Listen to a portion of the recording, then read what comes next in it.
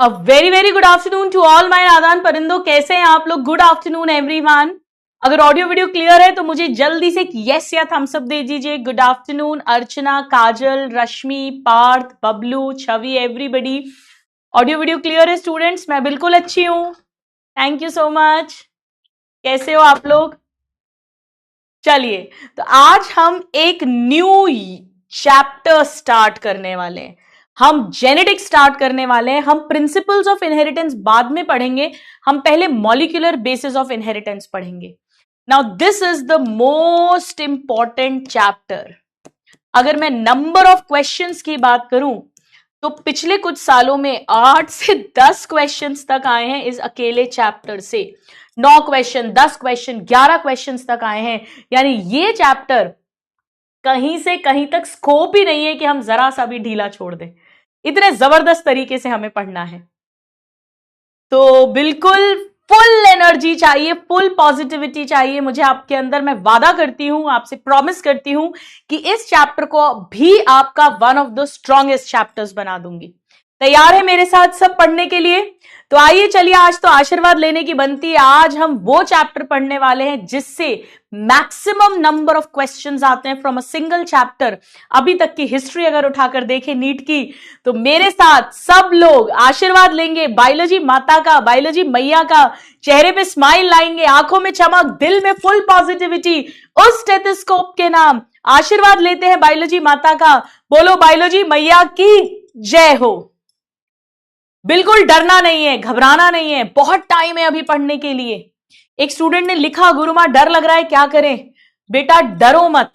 अब आप कहोगे डर तो आएगा, बिल्कुल आएगा। आप तो क्या करो, आप तो अपना शेड्यूल बनाओ और पढ़ते चलो। जब आप पढ़ोगे अपने आप वो डर साथ में चलता रहेगा और पढ़ाई भी चलती रहेगी। डर कर बैठना नहीं है, ये इंपॉर्टेंट है। नेगेटिविटी से दूर रखो, नेगेटिव बातों से, नेगेटिव इंसानों से अपने आप को दूर रखो। इस समय बहुत जरूरी है कि आप सिस्टमैटिक होके रेगुलर कंसिस्टेंटली पढ़ाई करें। नाम जप 15 मिनट सुबह, 15 मिनट रात को करना ही करना है। अगर 4x4 टेक्निक करते हो तो कम से कम एक बार करनी ही करनी है। डेली एमसीडी लिस्ट बनाना है, सिस्टमैटिक होकर पढ़ना है, हेवाई नहीं पढ़ना है। एक भी छुट्टी संडे को वेस्ट नहीं करना है। टेस्ट के नाम पर पूरा संडे बर्बाद नहीं करना है। बार बार जब मौका मिले पॉडकास्ट उठाओ, समरी लेक्चर उठाओ, 1.8 1.9 की स्पीड लगाओ और धक से आधा रिवाइज कर दिया, फिर अगले दिन आधा रिवाइज कर दिया। रिपीटेड रिविजन्स करते रहो, ये बहुत ज्यादा हेल्प करेगा। विभा बैकलॉग कंप्लीटेड, क्या बात है, क्या बात है। आराम से पढ़ना है बेटा, बहुत टाइम है अगर पढ़ेंगे सिस्टमैटिकली। और अगर पढ़ेंगे नहीं तो फिर टाइम नहीं बचा, यूं फिसलेगा जैसे हाथ से रेत फिसलती है। ठीक है, सब फुल जोश में है, पढ़ेंगे, टाइम तो बर्बाद नहीं करेंगे कहीं पर भी। नो मोबाइल पॉलिसी सब यूज कर रहे हैं या नहीं कर रहे हैं? सोने के 1 घंटे पहले नो मोबाइल पॉलिसी। एनसीईआरटी से पढ़ो, नोट से पढ़ो, मोबाइल मत देखो, कम से कम आधा घंटा तो करो, अच्छी नींद आएगी। 4x4 टेक्निक करके, नाम जप करके सो। कोई है स्टूडेंट जो 4x4 कर रहा हो या नाम जप रेगुलर कर रहे हो और उससे उन्हें समझ में आया हो कि कैसे उनके ओवर थिंकिंग कंट्रोल हुई है, मेमोरी इंप्रूव हो रही है, इमोशनल बैगेजेस कम हो रहे हैं, पढ़ाई अच्छी कर पा रहे हैं? तो प्लीज यहां पे शेयर करो एक बार। मैं तो हूं ही आपको मोटिवेट करने के लिए, बिल्कुल। आपकी गुरुमा तो साथ है, अंत तक साथ है, नीट के एग्जाम तक साथ है, उसके बाद भी साथ है। देखो कितने सारे स्टूडेंट्स बी लिखकर भेज रहे हैं। चलिए करें चैप्टर शुरू।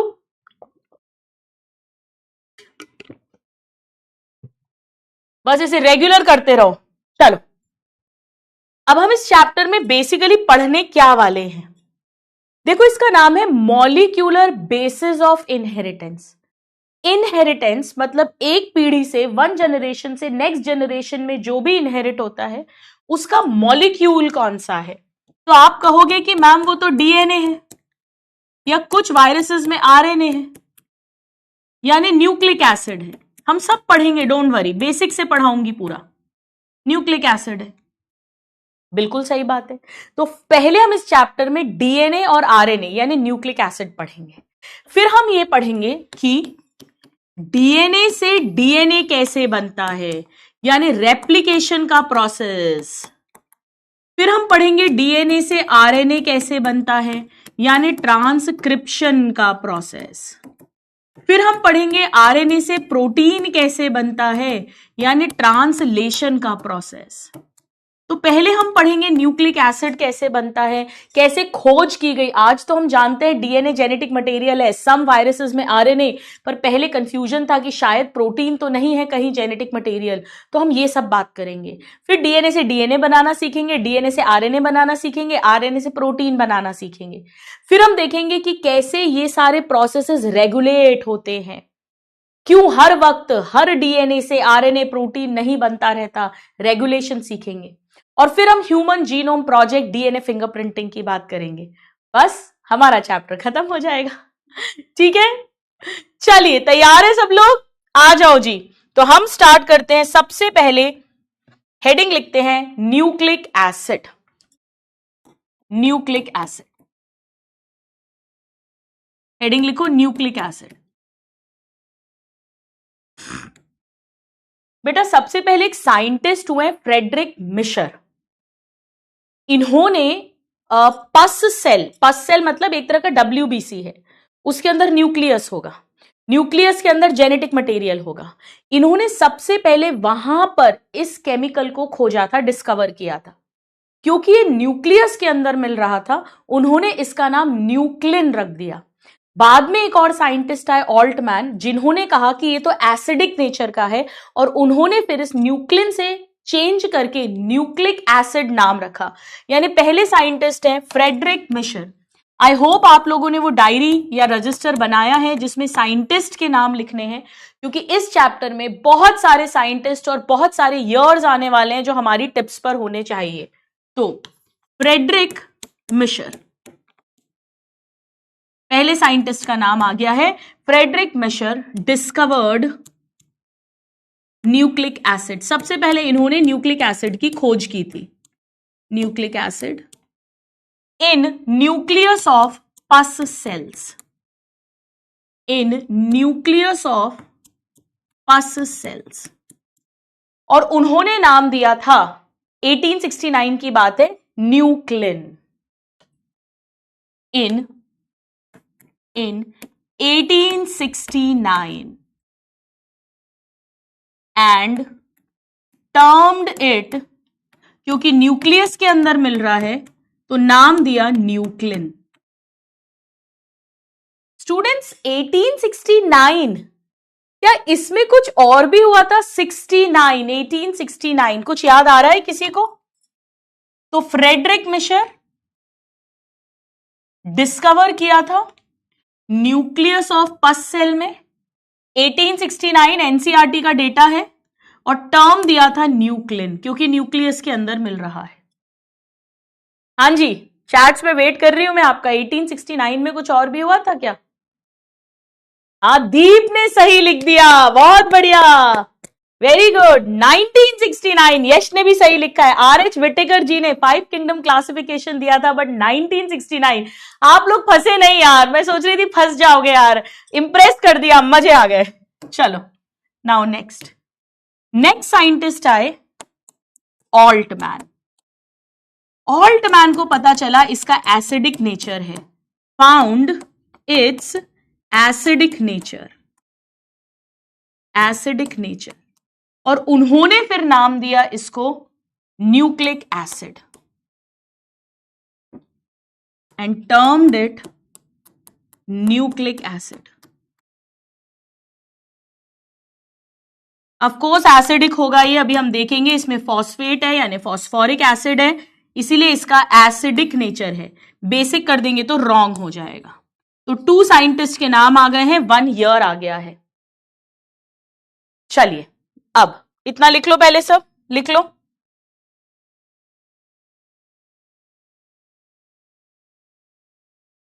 हो गया? लिख लिया बेटा? चल, अब न्यूक्लिक एसिड्स 2 तरीके के होते हैं, 2 टाइप्स ऑफ न्यूक्लिक एसिड। एक बार हम फुल फॉर्म लिख लेते हैं, उसके बाद हम हमेशा शॉर्ट फॉर्म ही लिख देंगे। DNA and RNA. पहला है डीएनए, डीएनए का फुल फॉर्म है डीऑक्सी राइबो न्यूक्लिक एसिड, और दूसरा है RNA, ribo nucleic acid, ribo nucleic acid. अब मैं पूरे चैप्टर में केवल इनके शॉर्ट फॉर्म्स ही लिखूंगी, DNA RNA, deoxy ribo nucleic acid and ribo nucleic acid. DNA main genetic material है ज्यादातर ऑर्गेनिजम्स में, मतलब यही है जो गैमीट के थ्रू नेक्स्ट जनरेशन में जाएगा, जिससे हमारे कैरेक्टर्स ट्रांसफर होंगे, जिसकी बात हम नेक्स्ट चैप्टर में करेंगे। So this is genetic material in most organisms including humans, हमें मिलाकर, in most organisms, most के अंदर यही है जेनेटिक मटेरियल। नाउ आरएनए कुछ के अंदर जेनेटिक मटेरियल है। आरएनए की अगर मैं बात करूं, so this is genetic material in some organisms, in some organisms, in fact students वो organisms generally viruses हैं, in some organisms, और mostly वो viruses हैं, basically viruses हैं। तो some viruses के अंदर genetic material है। जैसे बेटा इस चैप्टर के अंदर दो नाम दिए गए हैं, एक टोबैको मोजाइक वायरस। अगर आपको याद हो, टोबैको मोजाइक वायरस का स्ट्रक्चर भी हमने पढ़ा था बायोलॉजिकल क्लासिफिकेशन में, जब वायरस पढ़ा था। इस तरह से आरएनए था और फिर ऐसे कर ये कैप्सिड था जो कैप्सोमियर्स का बना हुआ था। मैं पूरा नाम नहीं लिख रही हूं, जिसे नहीं, चलो एक बार लिख देती हूं, टोबैको मोजाइक वायरस, टीएमवी,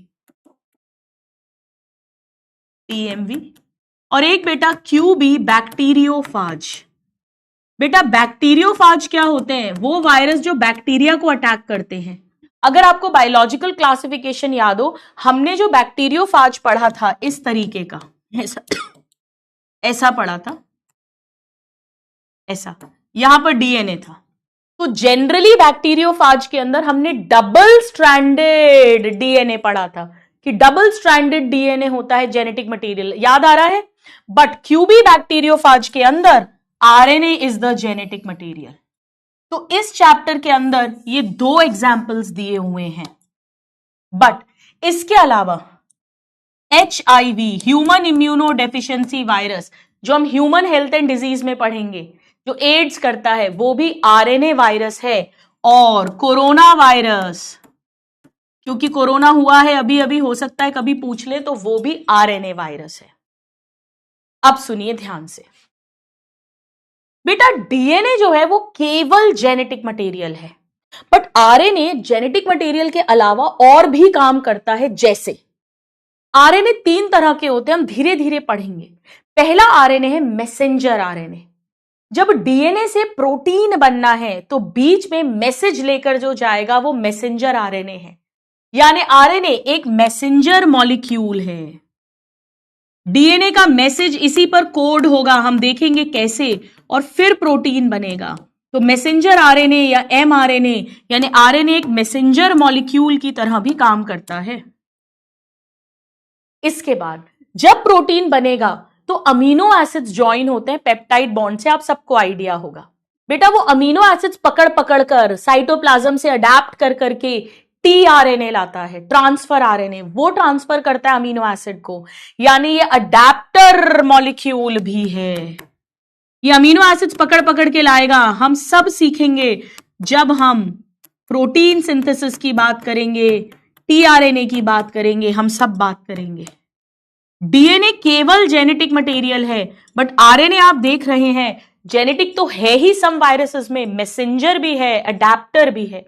यही नहीं, आरएनए स्ट्रक्चर बनाने के काम भी आता है। जरा चैट में लिख के भेजो, कौन सा वाला ऑर्गेनेल है जिसके अंदर आरएनए मिलता है? आरएनए कहां कहां पढ़ा है बेटा हमने? सेल के अंदर। सोचो, कुछ स्ट्रक्चर बनाने के लिए। ऐसे तो माइटोकॉन्ड्रिया, क्लोरोप्लास्ट के अंदर भी डीएनए आरएनए सब होता है, वो बात नहीं कर रही हूं। राइबोसोम्स, राइबोसोम्स हमने क्या पढ़ा था? आरएनए और प्रोटीन से मिलकर बनते हैं। तो स्ट्रक्चरल कंपोनेंट है आरआरएनए, जो राइबोसोम्स एक स्ट्रक्चर फॉर्म करेगा। नाउ अगर आपको याद हो, जब मैंने राइबोसोम पढ़ाए थे तब मैंने बताया था कि राइबोसोम के अंदर एक पर्टिकुलर आरआरएनए है। प्रोकैरियोट्स में 23S और यूकैरियोट्स में 28S, जो एंजाइम की तरह बिहेव करता है। जूलॉजी बायोमोलिक्यूल्स में भी हम पढ़ते हैं कि सारे एंजाइम्स प्रोटीन हैं, बट ये वाला एंजाइम आरएनए है, आरआरएनए। ये बेटा प्रोटीन सिंथेसिस में काम आता है, यानी इसकी कैटालिटिक एक्टिविटी है। आरएनए एंजाइम की तरह भी बिहेव कर रहा है, उसकी कैटालिटिक एक्टिविटी भी है। डीएनए केवल जेनेटिक मटेरियल है, बट आरएनए जेनेटिक के साथ मैसेंजर मॉलिक्यूल है, अडेप्टर मॉलिक्यूल है, स्ट्रक्चरल कंपोनेंट है, जैसा कि 23S एंड 28S आरआरएनए होता है।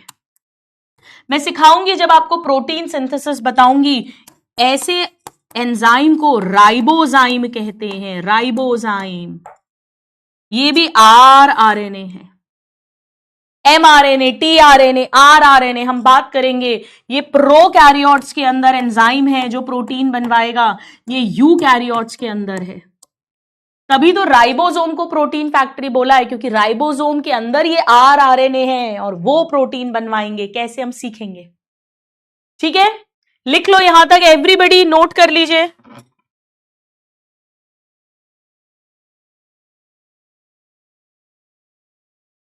नोट कर लो एक बार, मुझे यस लिख दो, नोट हो गया तो। सही है दीपक, सही आंसर है।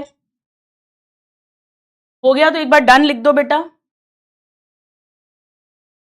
अब हम सबसे पहले डीएनए को स्टार्ट करेंगे, तो हेडिंग लिखते हैं एक बार, डीएनए। अब बेटा चाहे डीएनए हो चाहे आरएनए हो, ये है क्या भाई? आप सबने अगर बायोमोलिक्यूल्स पढ़ा हो, वरना मैं तो सिखाऊंगी ही आपको, बहुत सारे न्यूक्लियोटाइड से मिलकर बना है, यानी पॉलीन्यूक्लियोटाइड चेन है, ऐसा समझ लीजिए। तो डीएनए हो या आरएनए हो, ये बेसिकली एक लॉन्ग चेन है, अ लॉन्ग चेन ऑफ। अब बहुत सारी न्यूक्लियोटाइड्स हैं, आरएनए में उन्हें राइबो न्यूक्लियोटाइड्स कह देंगे और डीएनए में उन्हें डीऑक्सी राइबो न्यूक्लियोटाइड्स कह देंगे। है तो न्यूक्लियोटाइड, आरएनए में राइबो न्यूक्लियोटाइड कह दिया और यहां पे डीऑक्सी राइबो न्यूक्लियोटाइड कह दिया। तो डीऑक्सी राइबो न्यूक्लियोटाइड्स, बहुत सारी न्यूक्लियोटाइड्स आपस में जुड़ेंगी, हम देखेंगे। बेटा जो न्यूक्लियोटाइड होता है, ये इसकी मोनोमर है, मोनोमेरिक यूनिट। अगर बायोमोलिक्यूल्स याद हो तो ये माइक्रो, छोटी यूनिट है, माइक्रो बायोमोलिक्यूल। फिर इनसे मिलकर जब डीएनए आरएनए बन जाएगा तो वो बड़ा मैक्रो बायोमोलिक्यूल होगा, 10,000 डाल्टन से ज्यादा वेट वाला पॉलीमर बनेगा। यानी ये एक पॉलीमर है, डीएनए एक पॉलीमर है, यानी मैक्रो बायोमोलिक्यूल है। हो गया क्या बायोमोलिक्यूल? नहीं हुआ तो कोई बात नहीं, पॉलीमर है ऐसा समझ लो, बहुत सारी न्यूक्लियोटाइड से मिलकर बना है। लिख लो।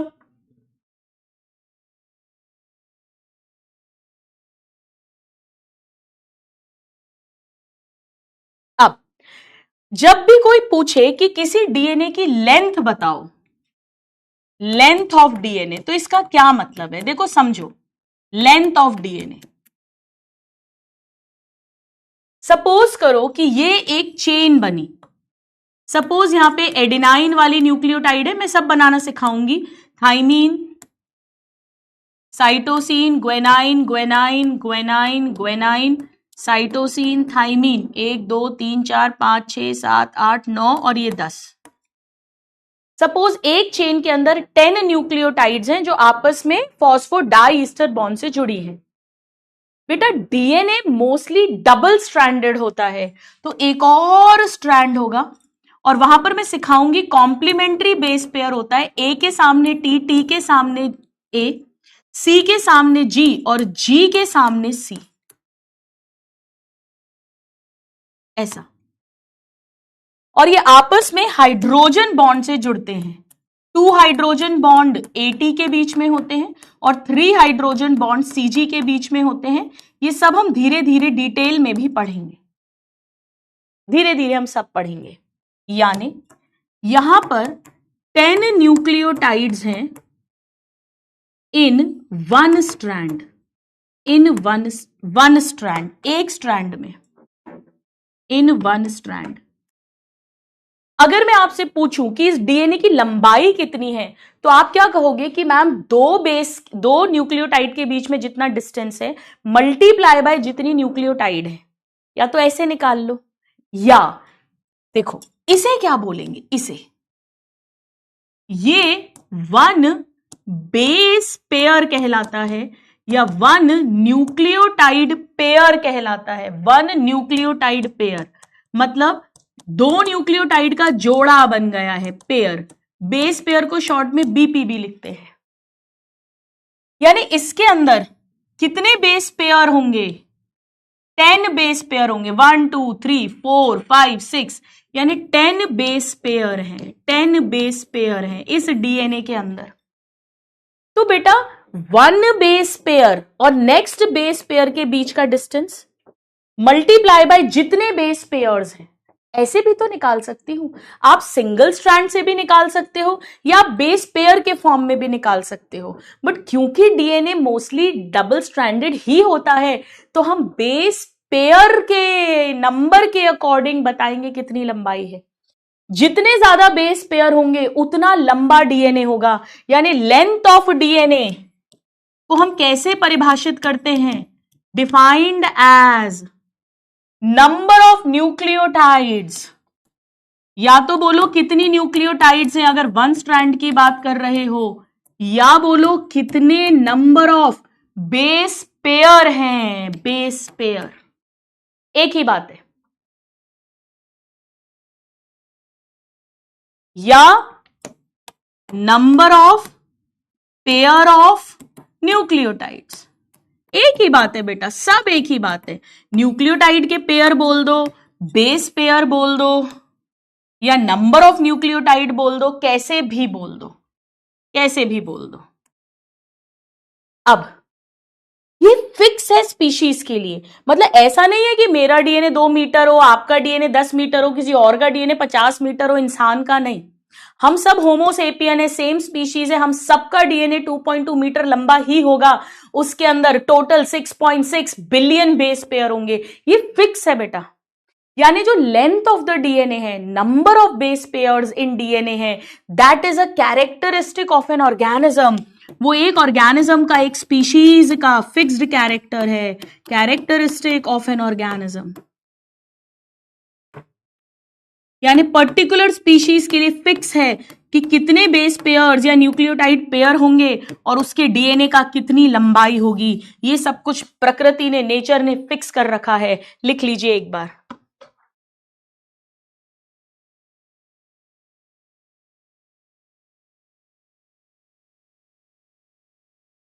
हो गया? हो जाए तो मुझे यस लिख दो, यस लिख दो बेटा एक बार, जैसे आप लिख लें।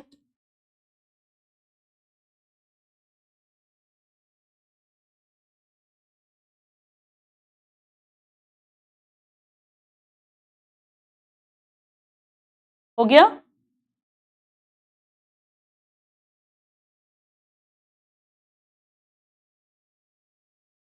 चलिए, अब हमारे सिलेबस में 4 स्पीशीज की, 4 ऑर्गेनिजम्स की लेंथ है, 1 2 3 एंड 4। पहले 2 वायरसेस हैं जो बैक्टीरिया को अटैक करते हैं, यानी बैक्टीरियोफाज पाई 174 एंड दूसरा है बैक्टीरियोफाज लैम्डा, लैम्डा। ये बेटा बैक्टीरियोफाज हैं, यानी ये वायरस हैं, वायरस, डीएनए वाले वायरस। फिर नेक्स्ट है ई कोलाई, यानी एस्चर्चिया कोलाई, और ये आप जानते हो ये बैक्टीरिया है, बैक्टीरिया। अब आप उसमें मत जाना मैम जीनस स्पीशीज है सेपरेटली अंडरलाइन, ये मैंने ऐसे ही बस लाइन ऐसे ही बना दी है। और ह्यूमन हमारा भी है, हमारा बेटा हैप्लॉइड कंटेंट है। हैप्लॉइड मतलब 23 क्रोमोसोम्स के अंदर, वैसे तो 46 है, तो टोटल डीएनए जितना ये लिखेंगे उसका डबल हो जाएगा। ह्यूमंस का हैप्लॉइड कंटेंट है। अब बड़ा गौर से सुनो, ये जो वायरस है इसके अंदर सिंगल स्ट्रैंडेड डीएनए है, यानी डीएनए के अंदर एक ही स्ट्रैंड है, और बाकी सबके अंदर of course double stranded DNA है। बाकी सबके अंदर डबल स्ट्रैंडेड डीएनए। तो 5174 के अंदर सिंगल स्ट्रैंडेड डीएनए है, बाकी सब में डबल स्ट्रैंडेड डीएनए है, यानी बाकी सब में बेस पेयर करके लिखेंगे, बट फर्स्ट वाले में न्यूक्लियोटाइड लिखेंगे, बेस पेयर करके नहीं लिखेंगे। अब बेटा देखो कैसे याद करेंगे, देखो कैसे याद करेंगे।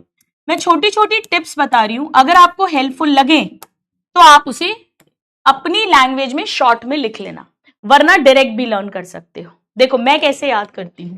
5174, यहां 4 आया तो 4 + 1 5, 4 - 1 3, 4 है आखिरी में, तो 4 + 1 5, 4 - 1 3। 4 का एक पहले का नंबर लिख दिया, एक बाद का नंबर लिख दिया, दोनों को ऐड कर दिया, 4 + 3 8 लिख दिया।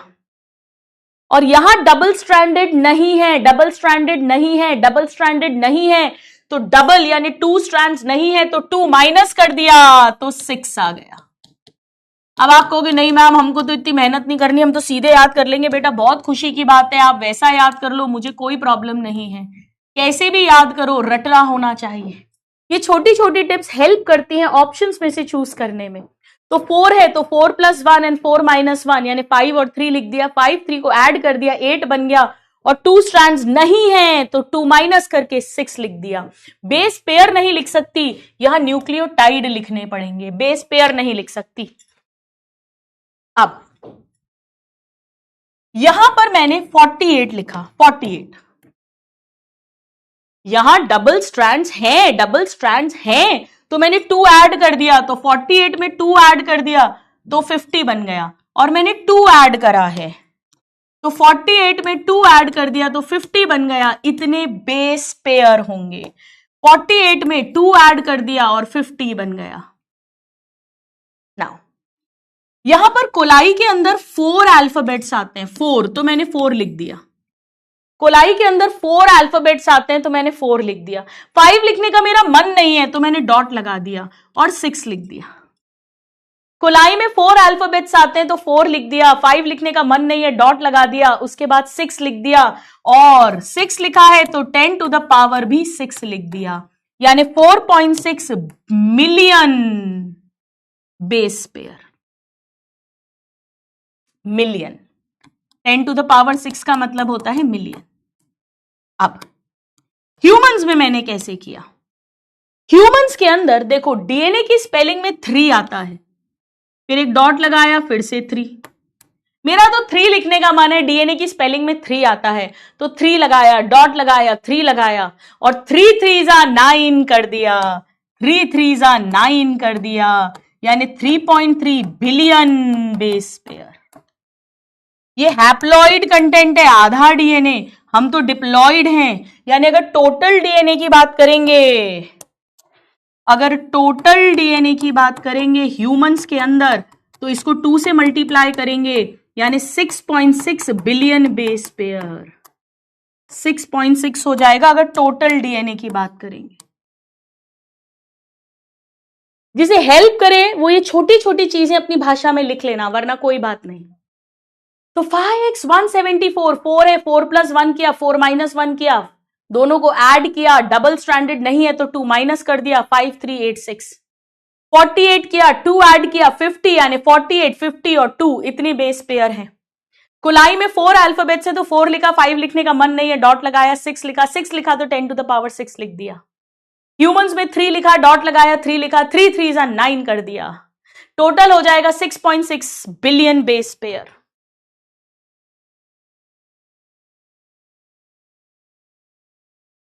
अगर हो जाए तो मुझे नोटेड या यस कुछ लिख देना।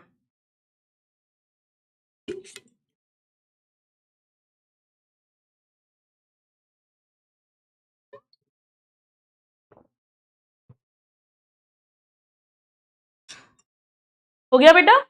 चलो अब आओ हम समझते हैं आखिर न्यूक्लियोटाइड क्या है। भाई पहले हम न्यूक्लियोटाइड बनाना सीखेंगे, तब जाकर हम पॉलीन्यूक्लियोटाइड चेन बनाना सीखेंगे, तब जाकर हम एक्चुअली डीएनए के स्ट्रक्चर को समझ पाएंगे। तो नेक्स्ट पेज ले लो और लिखो न्यूक्लियोटाइड। अब आप न्यूक्लियोटाइड बोलो बेटा या डीऑक्सी राइबो न्यूक्लियोटाइड डीएनए में बोल देते हैं, राइबो न्यूक्लियोटाइड आरएनए में बोल देते हैं, एक ही बात है। यानी कुल मिलाकर ये यूनिट है न्यूक्लिक एसिड की, बेसिक यूनिट है। जैसे ग्लूकोज बेसिक यूनिट है, उसी की लाखों ग्लूकोज जुड़ते हैं बेटा तो स्टार्च बनता है, ग्लाइकोजन बनता है, सेल्यूलोज बनता है। किसी भी न्यूक्लियोटाइड के अंदर 3 पार्ट्स होंगे, 3 पार्ट्स। काफी लोग होते हैं जिन्हें मीठा इतना पसंद होता है, स्वीट शुगर, कि उनके जीवन का सेंटर शुगर होती है। ऐसा ही न्यूक्लियोटाइड के साथ है, इसके जीवन में शुगर बड़ी इंपॉर्टेंट है, सेंटर में होती है शुगर। उस शुगर के साथ एक बेस जुड़ता है जिसके अंदर नाइट्रोजन होगा, तो एक है नाइट्रोजिनस बेस या नाइट्रोजन बेस लिख देती हूं, नाइट्रोजन बेस। तो शुगर होगी सेंटर में और शुगर के साथ जुड़ेगी बेस, नाइट्रोजन बेस, और दूसरी तरफ शुगर के साथ जुड़ेगा फॉस्फेट, फॉस्फेट। पहले थोड़ी सी बात शुगर की करते हैं। बेटा ये 5 कार्बन शुगर है, यानी पेंटोज 5 कार्बन। जैसे ग्लूकोज फ्रक्टोज 6 कार्बन है, ये 5 कार्बन है। और इसके अंदर एल्डिहाइड ग्रुप होता है, यानी एल्डोज है। ग्लूकोज के अंदर भी एल्डिहाइड होता है, फ्रक्टोज के अंदर कीटोन होता है।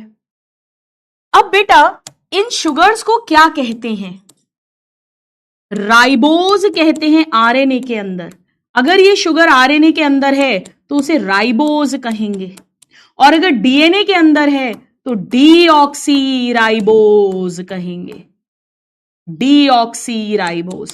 नाम से ही समझ में आ रहा है, डीऑक्सी यानी ऑक्सीजन डिलीट होगा। हम सब सीखेंगे धीरे धीरे, हम सब सीखेंगे, डोंट वरी। अभी सब बनाना सिखाऊंगी आपको। अब ये जो फॉस्फेट होता है, आप फॉस्फेट बोलो या एक्चुअली ये फॉस्फोरिक एसिड है। बेटा फॉस्फोरिक एसिड होता है H3PO4, H3PO4, यानी ये फॉस्फेट है बीच में, OH OH OH and O। देखो ऑक्सीजन की डबल वैलेंसी है, सब जगह सेटिस्फाई हो रही है, हाइड्रोजन की सिंगल वैलेंसी है और फॉस्फेट की 5 वैलेंसी है। या इसी को आप ऐसे भी लिख सकते हो कि मान लो यहां से H+ चला गया, H+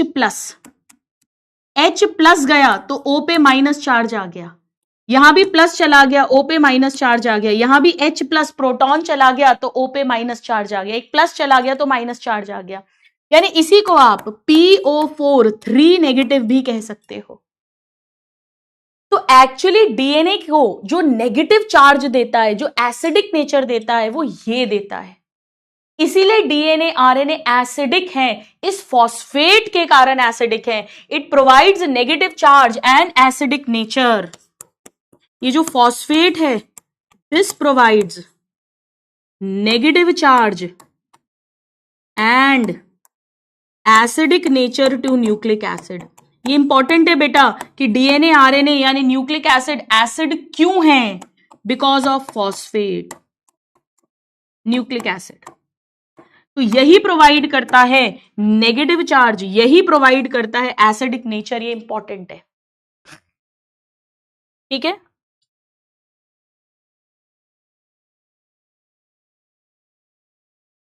हो गया बेटा? हो जाए तो डन लिखना, फिर हम थोड़ा सा और डिटेल में जाएंगे। तो कोई भी न्यूक्लियोटाइड जब बनेगी तो उसके सेंटर में शुगर होगा, शुगर के एक तरफ फॉस्फेट जुड़ेगा, एक तरफ बेस जुड़ेगा, तब जाकर एक न्यूक्लियोटाइड बनेगा। हाँ, जेल इलेक्ट्रोफोरोसिस बायोटेक्नोलॉजी में पढ़ते हैं कि डीएनए नेगेटिव चार्ज है, इसी के कारण इसीलिए पॉजिटिव इलेक्ट्रोड की तरफ भागता है। बिल्कुल, फॉस्फेट के बारे में बात कर ली है, अब जरा शुगर के बारे में बात करते हैं। पेज को आधा आधा कर लेना, एक तरफ राइबोज शुगर बना लेंगे, एक तरफ डीऑक्सी राइबोज शुगर बनाएंगे। स्टूडेंट्स बायोमोलिक्यूल्स में, जूलॉजी में डिटेल में पढ़ाते हैं, बट एक मोटी मोटी बात करूं तो शुगर के अंदर अल्कोहल यानी OH ग्रुप्स होता है, और ये एल्डिहाइड वाली शुगर है तो इसमें एल्डिहाइड CHO ग्रुप भी होता है।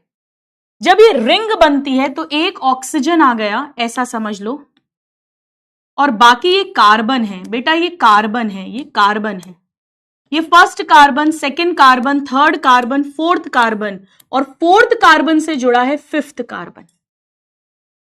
तो रिंग के अंदर ऑक्सीजन के साथ फर्स्ट कार्बन, फर्स्ट से सेकंड कार्बन, सेकंड से थर्ड कार्बन, थर्ड से fourth carbon, fourth carbon oxygen से भी जुड़ा है, ये रिंग बन गई, और फोर्थ कार्बन फिफ्थ कार्बन से भी जुड़ा है। अब याद रखने का तरीका, सब में OH नीचे आएगा, OH OH OH, फोर्थ वाले में केवल H आएगा, और ये भी हो जाएगा CH2OH। बेटा शुगर्स अल्कोहल होते हैं बहुत सारे, पॉलीहाइड्रोक्सी अल्कोहल शुगर में होते हैं। जहां कुछ नहीं लिखा वहां आप H लिख दो, जो बच गया वहां पर H लिख दो। OH OH OH, केवल यहां H है, OH OH OH। इस तरह की शुगर होती है RNA के अंदर, RNA के अंदर। अब DNA के अंदर क्या होता है? बेटा पहले RNA बना था, हम सीखेंगे, पृथ्वी पर, अर्थ पर जब लाइफ आई थी पहले RNA था, ऐसी शुगर थी।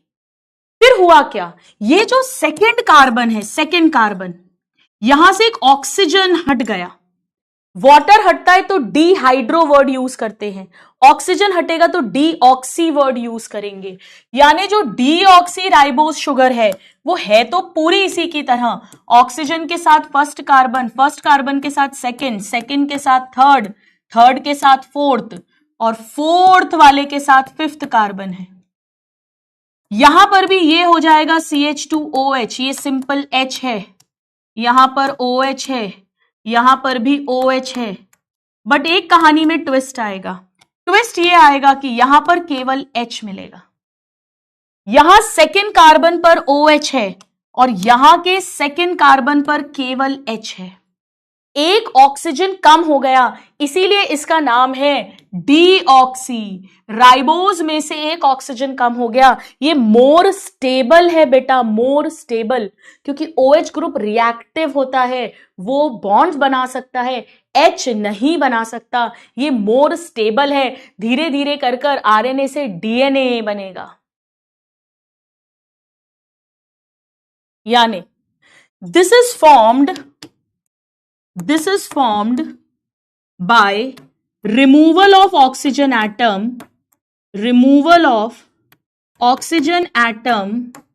from second carbon of ribose sugar।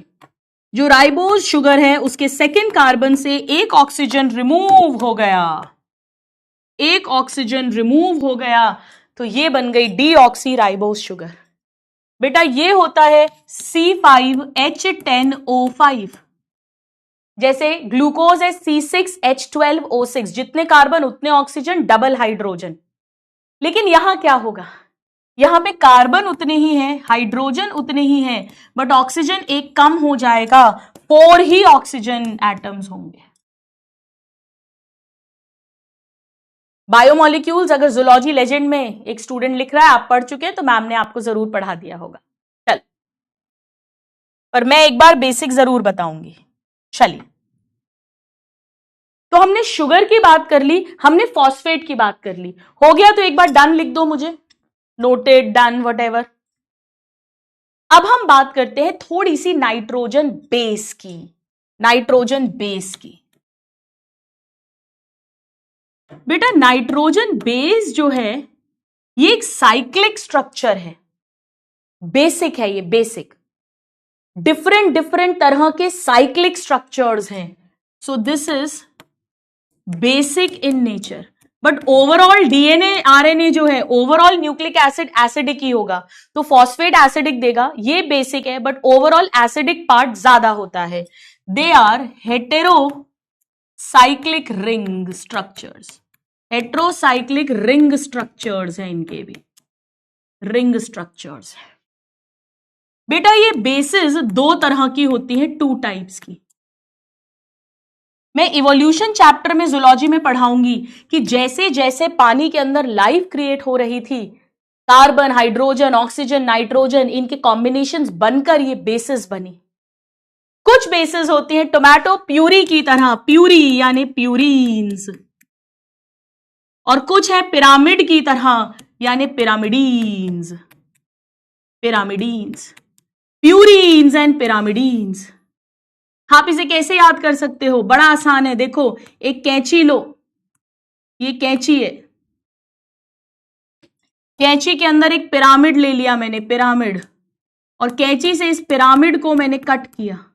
मैंने पिरामिड को कट किया, यानी पिरामिडीन्स के एग्जाम्पल है कट, CUT, यानी साइटोसिन, यूरेसिल एंड थाइमीन। देखो कितना इजी है, पिरामिड को कट किया, पिरामिड को कट किया, पिरामिड को कट किया। इनमें से थाइमीन केवल डीएनए में मिलेगी, ओनली इन डीएनए। यूरेसिल केवल आरएनए में मिलेगी, only in RNA. But cytosine बेटा आरएनए डीएनए दोनों में मिलेगी।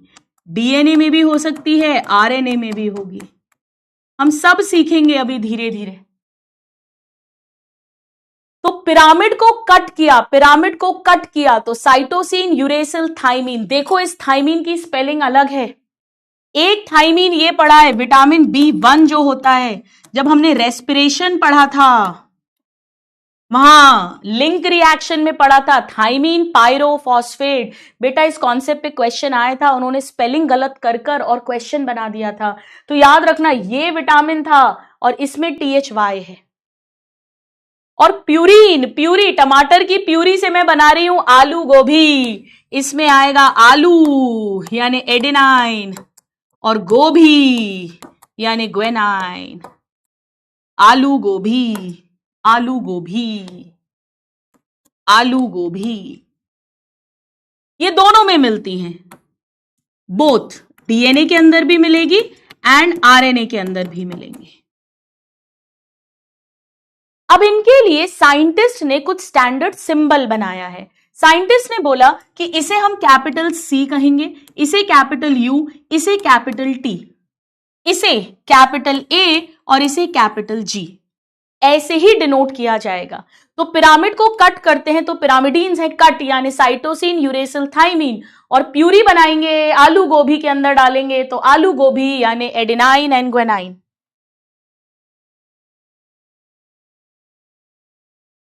बेटा प्यूरीन को शॉर्ट में ऐसा लिख देते हैं कैपिटल P स्मॉल u, और पिरामिडीन को शॉर्ट में कैपिटल P स्मॉल y। ये जो बनती हैं इनमें डबल रिंग होती है, मैं अभी बना के दिखाऊंगी। इनका डबल रिंग स्ट्रक्चर है।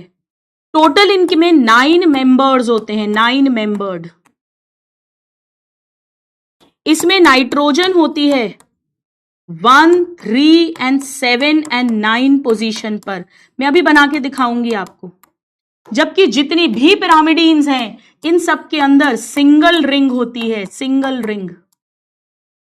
टोटल 6 ही मेंबर होते हैं। हेक्सागोनल रिंग होती है, अभी बताऊंगी, 6 मेंबर्ड। और नाइट्रोजन जो है वो 1 और 3rd पोजीशन पर है, क्योंकि बेटा 7 और 9 पोजीशन तो है ही नहीं याद रखने का तरीका। तो पिरामिडीन्स हैं सिंगल रिंग, प्यूरीन्स हैं डबल रिंग।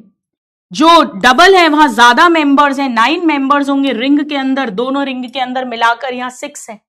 यहां पर नाइट्रोजन है 1st 3rd पोजीशन पर, यहां पे नाइट्रोजन 1st 3rd पे तो है ही, साथ में 7 और 9 पोजीशन पर भी है। अभी हम सब देखेंगे, अभी हम सब देखेंगे। यानी अगर मैं ओवरऑल बात करूं, ओवरऑल बात, तो डीएनए के अंदर मुझे एडेनाइन, ग्वेनाइन, साइटोसिन और थाइमीन मिलेंगे, और आरएनए के अंदर मुझे एडेनाइन, ग्वेनाइन, साइटोसिन और यूरेसिल मिलेगी। यानी दोनों में ही 4 टाइप्स की मिलेंगी। टोटल 5 टाइप्स हैं, 2 ये 3 ये, पर डीएनए में भी 4 टाइप्स की हैं और आरएनए में भी 4 टाइप्स की हैं। ठीक है, 4 types in DNA, 4 types in RNA. ये वाला डिफरेंस है केवल, ये वाला, बाकी कॉमन है। जल्दी से लिख लो, फिर आगे बढ़ते हैं।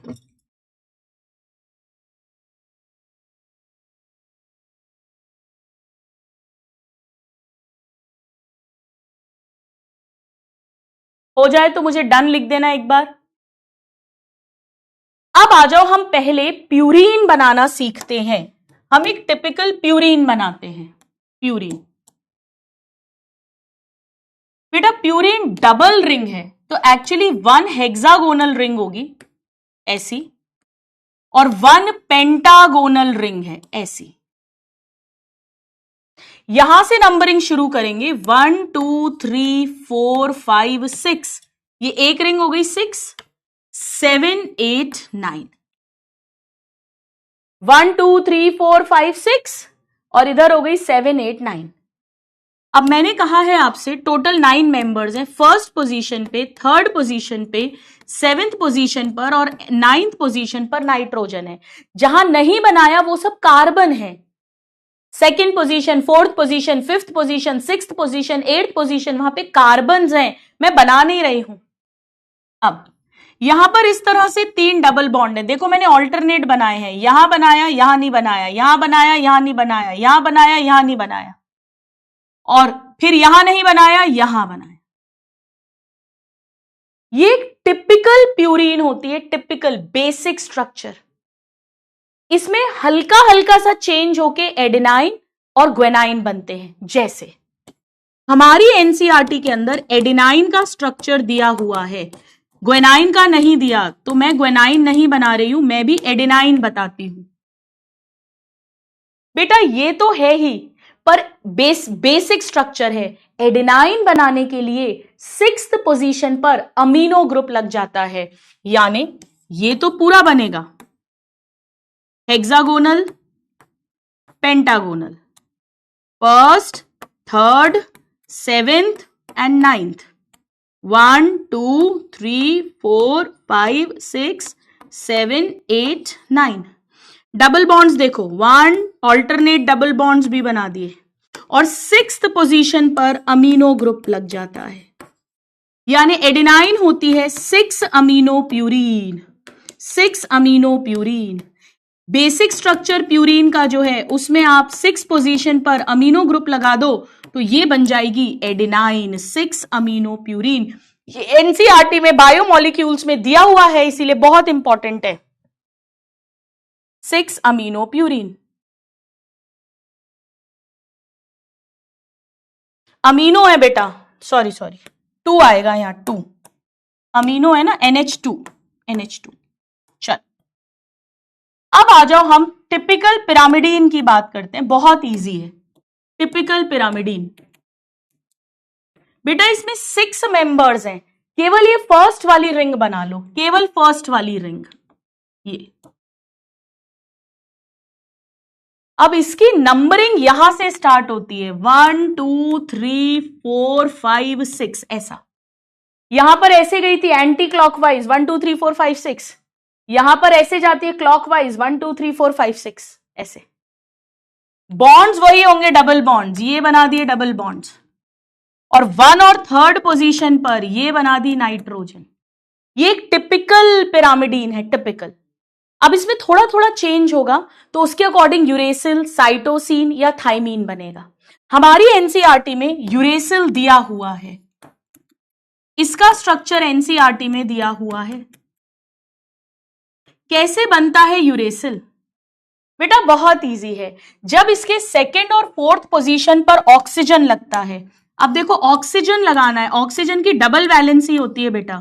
फर्स्ट पोजीशन है ये, 2nd, 3rd पे भी नाइट्रोजन है, 4th, 5th और 6th। बेटा अगर मुझे यहां ऑक्सीजन लगाना है तो ये डबल बॉन्ड हट जाएगा, यहां ऑक्सीजन लगाना है तो ये डबल बॉन्ड हट जाएगा। क्यों हट जाएगा? क्योंकि ऑक्सीजन लगाना है, सिंपल केमिस्ट्री की बात कर रही हूं। तो यूरेसिल होता है 2,4 डाईऑक्सी पिरामिडीन।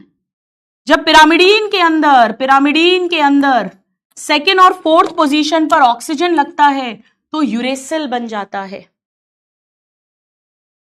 इसी तरह हमारी एनसीईआरटी में डायरेक्टली तो नहीं दिया है, बट थाइमीन की बात की गई है।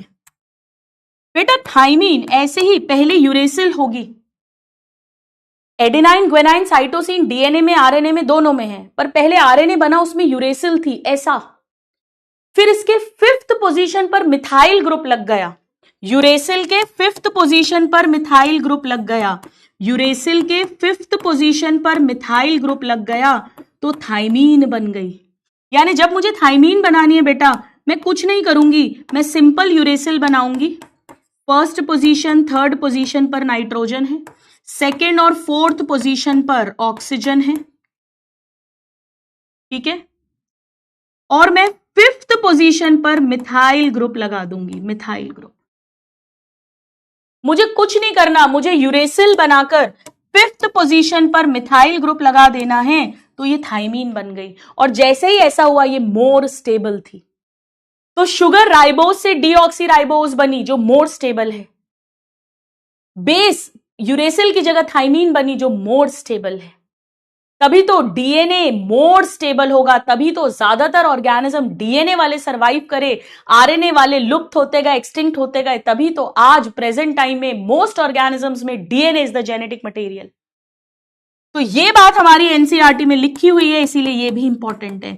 बाकी मैं ग्वेनाइन और साइटोसिन का स्ट्रक्चर आपको नहीं बता रही हूं। ग्वेनाइन में भी यहां ये तो बेस रहेगा, बस कुछ केमिकल चेंज हो जाएगा, और साइटोसिन में भी ये बेस रहेगा, थोड़ा सा चेंज होगा। यहां तक स्ट्रक्चर सबने ड्रॉ करें।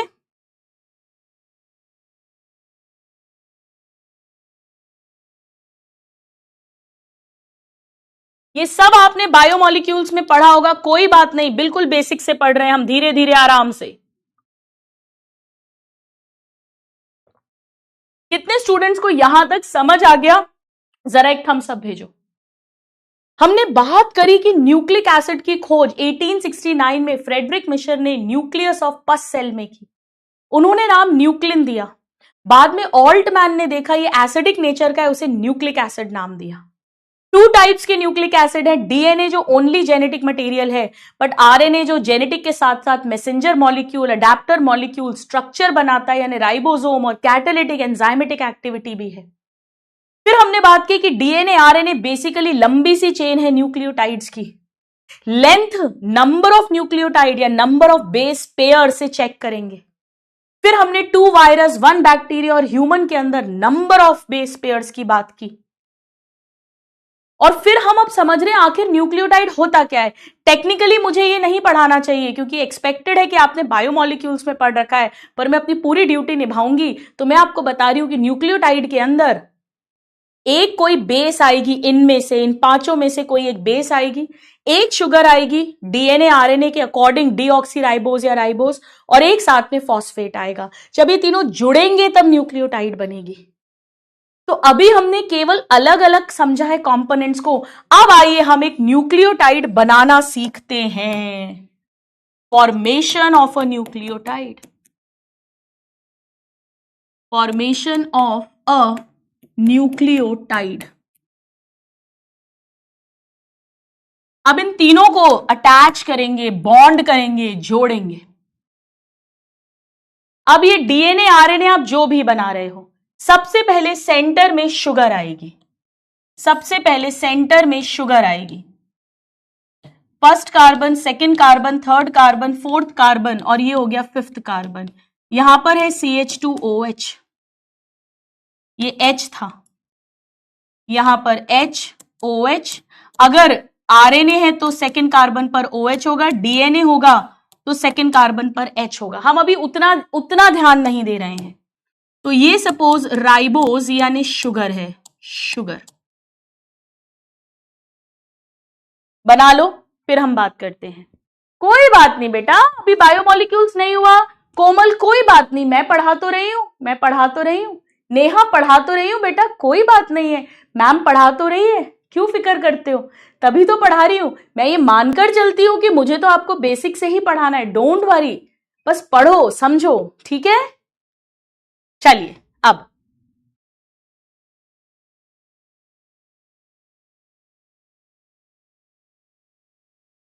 देखो सबसे पहले क्या होता है, इस शुगर के साथ बेस जुड़ती है। जो बेस अटैच होती है, बेस वो फर्स्ट कार्बन पर होती है, और जो फॉस्फेट अटैच होगा वो फिफ्थ कार्बन पर होगा।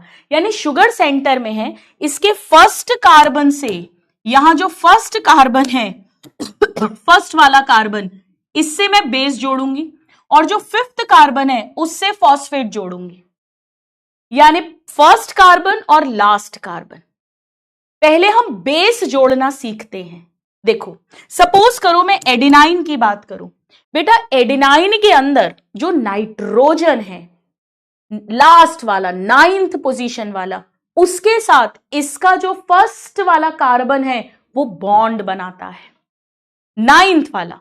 तो क्योंकि मुझे 9th वाले के साथ बनाना है, बड़ा ध्यान से सुनो, अभी बनाना मत भाई। वैसे तो एडिनाइन ऐसा है, यहां है 9th, पर मैं बॉन्ड बनाने में मुझे दिक्कत होगी, तो मैं इसको मिरर इमेज बनाऊंगी। मैं कुछ भी चेंज नहीं करूंगी, केवल मिरर इमेज बना रही हूं, ताकि 9th वाला नाइट्रोजन थोड़ा पास आ जाए। यानी कुछ ऐसी सिचुएशन समझ लो आप, ऐसा। ये first carbon, second, third, fourth, fifth, sixth, seventh, eighth, 9th, first, third, seventh और 9th पर नाइट्रोजन था, और यहां पे डबल बॉन्ड्स थे, इधर इधर इधर इधर और इधर, ये डबल बॉन्ड्स थे। कुछ नहीं, मैंने मिरर इमेज बना दिए बेटा, मिरर इमेज बना दिए। अब यानी यहां पर भी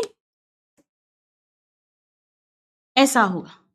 नाइट्रोजन की 3 वैलेंसी होती है ना, इधर कार्बन से जुड़ा, इधर कार्बन से जुड़ा, इधर हाइड्रोजन होगा। अब स्टूडेंट्स होता क्या है, बड़ा ध्यान से सुनो।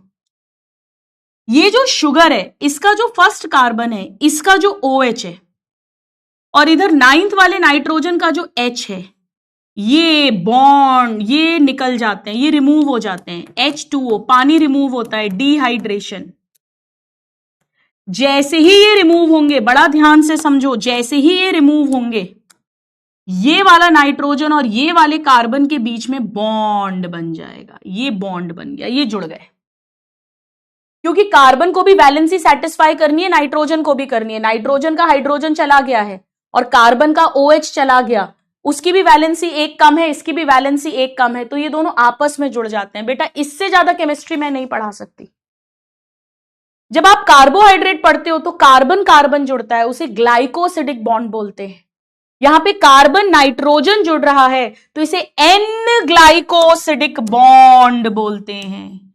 N glycosidic bond, N glycosidic bond.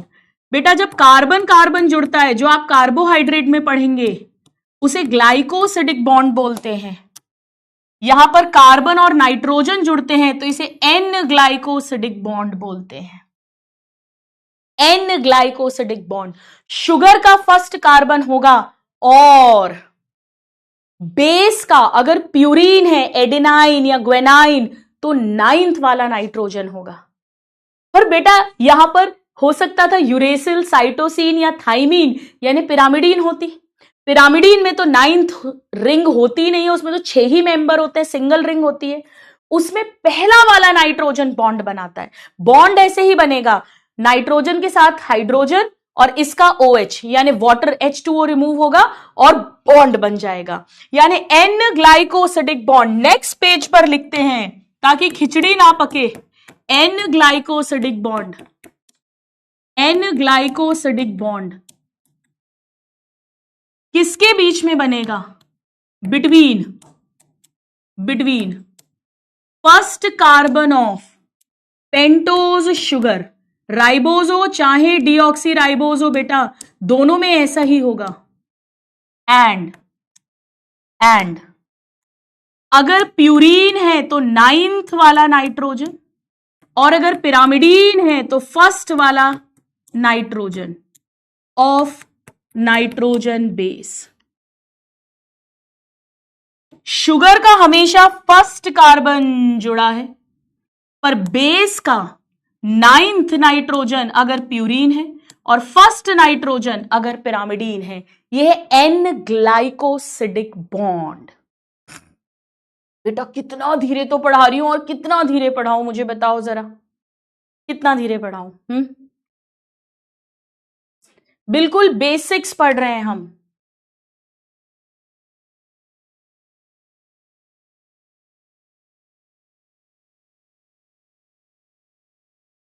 यहां तक समझ आ गया?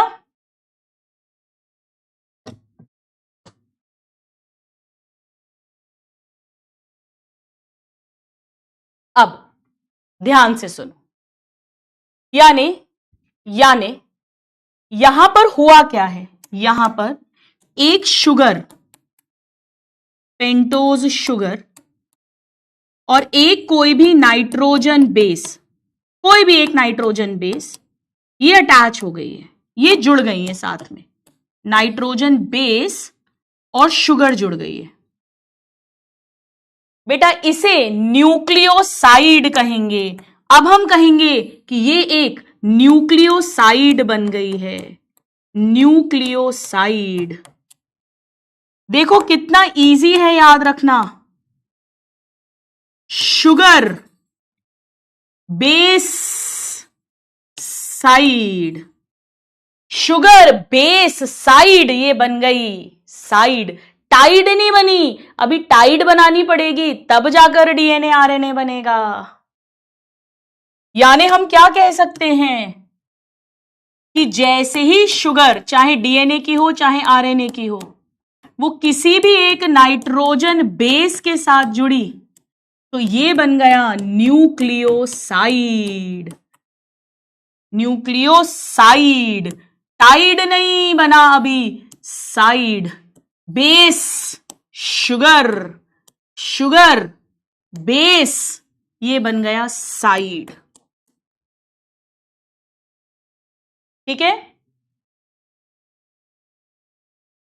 अनुज बेटा, कितने आप लोग वो हो, क्रिटिकल हो, हैं? क्या गड़बड़ कर दी मैंने, कहां गड़बड़ कर दी, क्या गड़बड़ कर दी है बेटा? थर्ड पे OH लिख दिया, सब नीचे ही आएगा बेटा, शुगर में नीचे ही आता है, वो ग्लूकोज में होता है थर्ड में, ग्लूकोज की बात मैं यहां नहीं कर रही हूं, सही बनाया है मैंने। ठीक है चलो, लिखा इतना, डन करो, अगर यहां तक समझ आ गया फिर मैं आगे बढ़ती हूं। अब बेटा यहां फॉस्फेट जुड़ेगा, देखो फॉस्फेट क्या था, फॉस्फेट के अंदर ऐसा था H3PO4,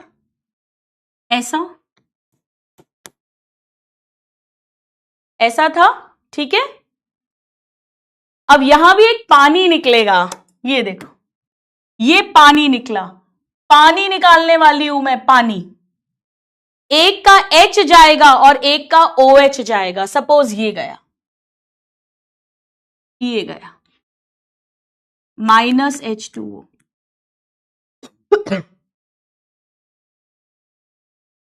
जैसे ही ये गया बेटा, ये बॉन्ड बन गया इस O और इसके बीच में, CH2, ये बॉन्ड बन जाएगा इसके बीच में, ये बॉन्ड बन जाएगा, अभी बनाकर भी दिखाऊंगी अच्छे से। इसे बोलते हैं फॉस्फोईस्टर बॉन्ड, फॉस्फोईस्टर, बेटा डाईस्टर नहीं बोला मैंने, फॉस्फोईस्टर बॉन्ड। बड़ा ध्यान से देखो, इधर तो फॉस्फेट है और ईस्टर क्यों है, क्योंकि ये एसिड है, ये अल्कोहल है, ये OH CH2OH यानी अल्कोहल है, ये एसिड है, फॉस्फोरिक एसिड। बेटा एसिड और अल्कोहल के बीच में जो बॉन्ड बनता है, बेसिक केमिस्ट्री इतनी तो आती होगी, वो ईस्टर बॉन्ड होता है, और क्योंकि फॉस्फेट इन्वॉल्व है तो फॉस्फो ईस्टर बॉन्ड बोल दिया। आप केवल ईस्टर भी बोल सकते हो। तो जैसे ही इस न्यूक्लियोसाइड के साथ ये फॉस्फेट भी जुड़ गया, अब ये बना न्यूक्लियोटाइड। जैसे ही ये फॉस्फेट इस साइड के साथ जुड़ा, अब ये बना 1 न्यूक्लियोटाइड, न्यूक्लियोटाइड। जब शुगर और बेस जुड़ी तो उसे साइड कहेंगे, और जब साइड के साथ फॉस्फेट भी जुड़ गया तो इसे टाइड कहेंगे, टाइड। बनाओ इतना। सारे बॉन्ड्स बनते टाइम वाटर रिमूव हो रहा है।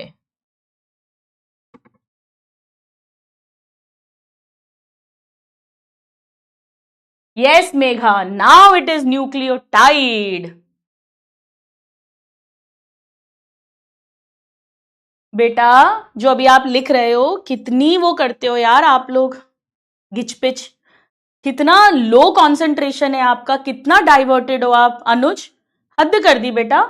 मैं डांट नहीं रही हूं, मैं आपको समझा रही हूं। अगर ऐसे आपका माइंड वर्क करेगा तो लाइफ में कैसे अच्छा कर पाओगे, कैसे खुश रह पाओगे, कैसे रिलैक्स रह पाओगे। बेटा मान लो मैं आरएनए बना रही हूं, क्या प्रॉब्लम है? मैंने कहा लिखा है कि मैं डीएनए ही बना रही हूं? मैंने कहा लिखा है? तभी तो राइबोज शुगर लिख दिया ना मैंने। राइबोज में ओएच ही होता है। डीएनए बनाऊंगी तो डीऑक्सी राइबोज लूंगी तो यहाँ एच लगा दूंगी, उससे क्या फर्क पड़ रहा है बेटा? वो बॉन्ड बनाने में इन्वॉल्व ही नहीं है। बॉन्ड बनाने में तो फर्स्ट कार्बन और फिफ्थ कार्बन इन्वॉल्व है। तो क्यों इतनी खिचड़ी पका रहे हो? कैसा माइंड है? देखो, सोचो, 4x4 टेक्निक करो बेटा। नाम जब शुरू करो दिमाग को शांत करो। कैसे जीवन जियोगे? इतनी छोटी छोटी बातों के पीछे पड़ जाओगे, लिखते ही रहोगे, लिखते ही जा रहे हो, लिखते ही जा रहे हो चैट्स में। बेटा दुखी होकर प्रेम से आपको बता रही हूं, गुरु मां की तरह, डांट नहीं रही हूं। चलो, यानी फॉस्फो ईस्टर बॉन्ड कैसे बना? डाई ईस्टर नहीं है बेटा, अभी डाई वर्ड यूज नहीं किया मैंने। फॉस्फो ईस्टर बॉन्ड कैसे बना तो क्या कहोगे? देखो, शुगर का फिफ्थ कार्बन जो है उसका OH यानी हाइड्रोक्सिल ग्रुप, और फॉस्फेट का H यानी फॉस्फेट, फॉस्फोरिक एसिड, इनसे जब पानी रिमूव हुआ, फॉर्म्ड बिटवीन हाइड्रोक्सिल ग्रुप यानी OH, क्योंकि शुगर अल्कोहल होती है, OH of fifth carbon of pentose sugar. Pentose sugar के फिफ्थ कार्बन के OH ग्रुप के एंड फॉस्फोरिक एसिड, इनके बीच में बॉन्ड बनेगा। सारे बॉन्ड बनते टाइम बेटा, सारे बॉन्ड बनते टाइम वाटर रिमूव हो रहा है। तभी तो बॉन्ड्स टूटते टाइम, जब डाइजेशन होता है तो पानी ऐड होता है, तभी तो पानी जरूरी है डाइजेशन के लिए। एंजाइम्स को पानी चाहिए क्योंकि बॉन्ड्स ब्रेक करने के लिए वाटर चाहिएगा, क्योंकि बॉन्ड फॉर्म करते टाइम वाटर रिमूव होता है। ऑपोजिट होगा, पानी पानी पानी।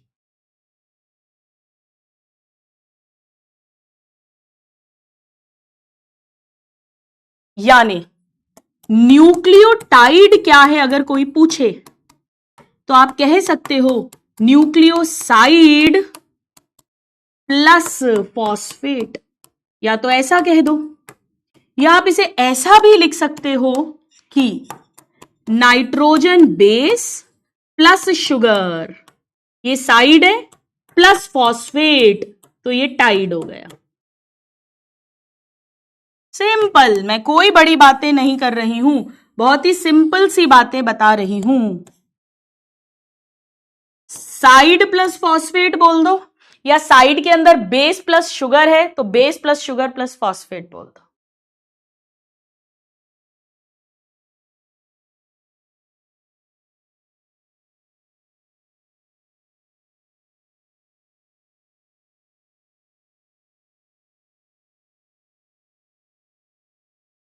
चलो, यानी एक न्यूक्लियोटाइड कैसी दिखेगी? अब मैं एक न्यूक्लियोटाइड बनाती हूं पूरी प्रॉपरली। अभी तो बॉन्ड्स बनाना सिखाए थे, अब प्रॉपरली बनाती हूं। जैसे सपोज करो ये शुगर है, अब राइबोज हो या डीऑक्सी राइबोज हो, भाई कोई भी शुगर हो, फर्स्ट कार्बन इधर है, इधर सेकंड है, इधर थर्ड है, इधर फोर्थ है, इधर फिफ्थ कार्बन है। फर्स्ट कार्बन पे क्या होगा? यहां पर बेस जुड़ेगी इसके साथ। अब मैं जनरल लिख रही हूं, कोई भी नाइट्रोजन बेस हो सकती है, वो कोई भी नाइट्रोजन बेस हो सकती है, वो कार्बन के साथ जुड़ी है। बेस का 9th नाइट्रोजन होगा अगर प्यूरीन है, और फर्स्ट नाइट्रोजन होगा अगर पिरामिडीन है। जो भी बेस है वो जुड़ी है फर्स्ट कार्बन के साथ, फर्स्ट कार्बन के साथ।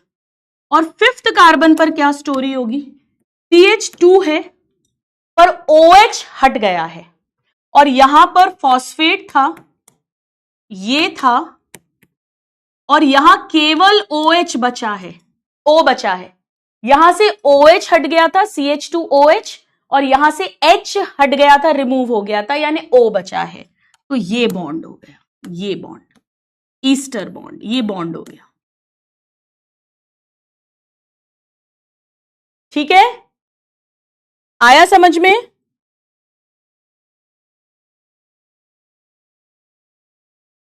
बेटा ये N ग्लाइकोसिडिक बॉन्ड हो गया और ये ईस्टर बॉन्ड हो गया, ये पूरी न्यूक्लियोसाइड हो गई, लेकिन ये पूरा न्यूक्लियोटाइड हो गई। ऐसी न्यूक्लियोटाइड्स बन जाएंगी। अगर डीएनए होगा तो यहां पे एडेनाइन, ग्वेनाइन, साइटोसिन, थाइमिन कुछ भी हो सकता है और ये डीऑक्सीराइबोस शुगर होगी। अगर आरएनए होगा तो यहां पे एडेनाइन, ग्वेनाइन, साइटोसिन या यूरेसिल होगी, थाइमिन कभी नहीं होगी, और यहां पे राइबोस शुगर होगी। ठीक है, बना लिया सबने? सिनोबाइट क्वेश्चन मार्क क्यों भेज रहे हो भाई? दक्ष क्लियर है सबको? आगे बढ़े।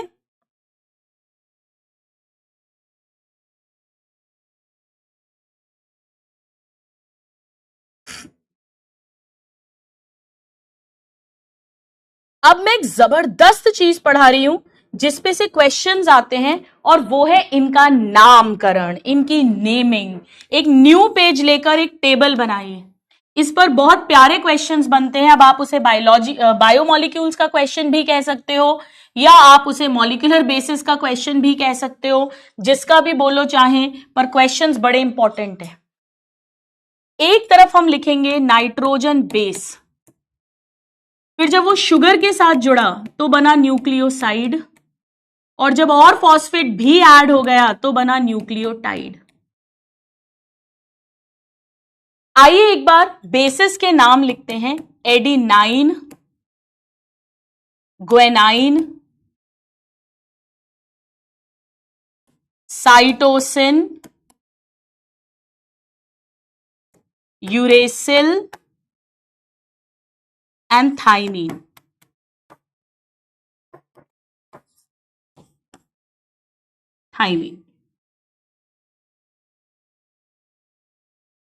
अब बहुत ध्यान से सुनो, अगर एडिनाइन बेस जैसे ही शुगर के साथ जुड़ती है बेटा, इसे हम अब बोलते हैं एडिनोसिन। इस न्यूक्लियोटाइड को नाम देते हैं एडिनोसिन। ऐसे ही जब ग्वेनाइन जुड़ती है शुगर के साथ तो उसे कहते हैं ग्वेनोसिन। लेकिन यहां तो ऑलरेडी सिन है भाई, बड़ा ध्यान से सुनो, इस फंडे पे बहुत क्वेश्चन आते हैं। ये तो साइड है, एडिनोसिन का मतलब ही है शुगर प्लस एडेनाइन बेस, ग्वेनोसिन का मतलब ही है ग्वेनाइन प्लस शुगर, पर साइटोसिन का मतलब बेस है अकेला। जब इसके साथ शुगर जुड़ेगी तो ये बनेगा साइटिडिन, ये कहलाया जाएगा साइटिडिन, यूरिडिन, थाइमिडिन। यानी बेटा जितनी भी पिरामिडीन्स हैं वो जब शुगर के साथ जुड़ेंगी तो डिन डिन डिन लगेगा, और प्यूरिन के साथ सिन सिन लगेगा। फिर से सुन लो, जब बेस शुगर के साथ जुड़ी न्यूक्लियोसाइड बने तो उसे क्या नाम दे रहे हैं? एडिनोसिन, ग्वेनोसिन, साइटिडिन, यूरिडिन, थाइमिडिन, डिन डिन डिन। बेटा आपने लेजेंड में बनाया होगा, पर मैं एक बार जरूर बनवाऊंगी। आपको नहीं बनाना, आप बैठे रहो, बनाना है बना लो, क्योंकि अल्फा वाले बच्चे भी हैं। दूसरा, मैं तो चैप्टर को पूरा ही पढ़ाऊंगी एक बार बेसिक से, ठीक है? चल, तो ये बहुत इंपॉर्टेंट है कि ये एडेनोसिन, ग्वेनोसिन न्यूक्लियोसाइड है, पर साइटोसिन नाइट्रोजन बेस है। ये बड़ा ध्यान रखना, इस पर बड़े प्यारे क्वेश्चंस बनते हैं। हाँ, न्यूक्लियोटाइड नाम बहुत आसान है, एडेनिलिक एसिड हो जाएगा। अब एसिड है ये, तो adenylic acid, guanylic acid, uridylic acid, cytidylic acid, thymidylic acid, ये कोई बड़ी बात नहीं है, ये तो इजी है। मुझे आपको मेन एडिनोसिन, ग्वानोसिन और साइटोसिन में डिफरेंस बताना था। हाइमिडिलिक एसिड बना लीजिए।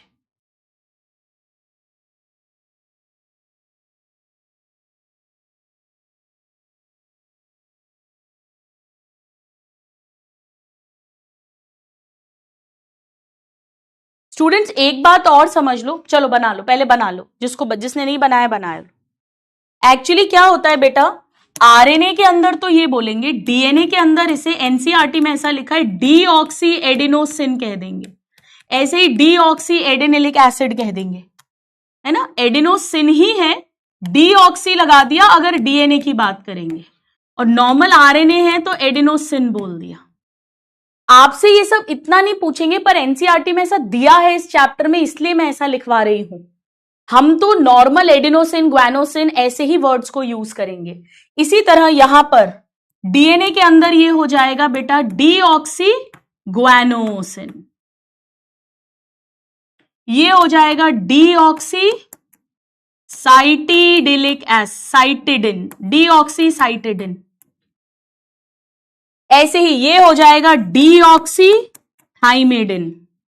ये सब डीएनए में बनेंगे। बेटा क्या मैं इसे डीऑक्सी यूरिडिन लिख सकती हूं? यस या नो लिखकर भेजो चैट बॉक्स में, यस या नो। भाई डीएनए के लिए डीऑक्सी आगे लगा देते हैं, बाकी सब कुछ सेम है। आरएनए में डीऑक्सी नहीं लगाया, डीएनए के लिए डीऑक्सी लगा दिया। नाम लेने के तरीके ताकि क्लियर हो जाए डीएनए बना रहे हैं या आरएनए बना रहे हैं। हाँ वेरी गुड, डीऑक्सी यूरिडिन हो ही नहीं सकता, हो ही नहीं सकता, क्योंकि यूरिडिन यानी यूरेसिल केवल आरएनए में ही होती है। बहुत बढ़िया, बहुत बढ़िया। उस कॉन्सेप्ट के हिसाब से थाइमिडिन भी अकेला नहीं होगा, क्योंकि वो आरएनए में नहीं होता, डीऑक्सी थाइमिडिन होगा। गोली मारो, छोड़ो, ठीक है, चलो। So this is only in RNA, ये केवल आरएनए में पॉसिबल है, ये केवल डीएनए में पॉसिबल है, और बाकी सब डीएनए आरएनए दोनों में बने।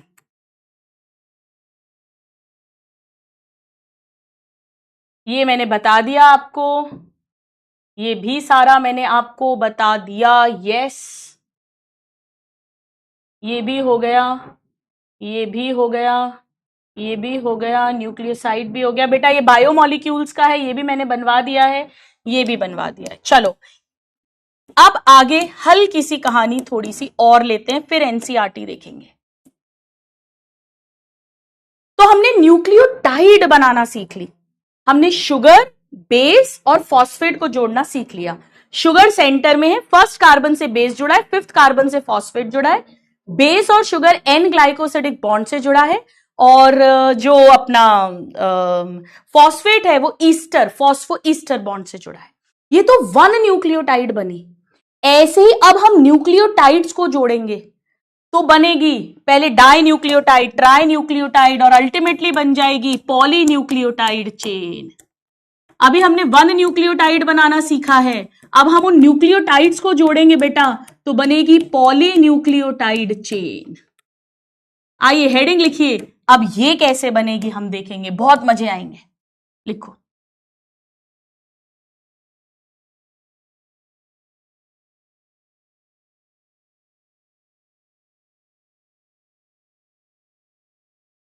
अभी कहां से छुट्टी कर दूं बेटा, इतना टाइम है, आधा घंटा है, आधे घंटे पहले कोई छुट्टी होती है। चलो अब इसमें मैं पहले आपको बनाना सिखाऊंगी डाई न्यूक्लियोटाइड, ठीक है। पहले मैं डाई न्यूक्लियोटाइड बनाती हूं, पहले मैं 2 न्यूक्लियोटाइड्स जोड़ूंगी, फिर आप 3, 4, 5 जितने जोड़ने उतने जोड़ते जाओ। डाई न्यूक्लियोटाइड, आओ चलो बनाना सीखते हैं, बहुत मजे आएंगे, बहुत इजी है। देखो मैं पहले 1 न्यूक्लियोटाइड बनाती हूं, कोई भी 1 न्यूक्लियोटाइड बना रही हूं, थोड़ा सा लेफ्ट साइड में बना लेना, जैसे ये बनाई मैंने। अभी कोई भी शुगर हो सकती है बेटा, डीएनए आरएनए जो भी बना रहे हो उसके अकॉर्डिंग। यहां फर्स्ट कार्बन है, यहां पर कोई भी नाइट्रोजन बेस है ना, डीएनए आरएनए के अकॉर्डिंग जो भी बेस एक लगी हुई है, और यहां पर 5th कार्बन है, CH2 होगा, O P OH OH double bond हो। ये ईस्टर बॉन्ड है, ये एन ग्लाइकोसिडिक बॉन्ड है। ऐसे ही मैंने एक और नेक्स्ट भी बना दी, एक और न्यूक्लियोटाइड बना दी। इसके फर्स्ट कार्बन पर भी कोई भी एक नाइट्रोजन बेस है, और इसके 5th कार्बन पर भी ऐसे ही CH2 O P OH OH double bond हो, ये बना है। ये मैंने 2 न्यूक्लियोटाइड्स बना दी। बनाओ आप लोग, बनाओ बनाओ बेटा, खुद से बनाओ, बनाइए एवरीबडी, कम ऑन एवरीबडी, खुद बनाओ।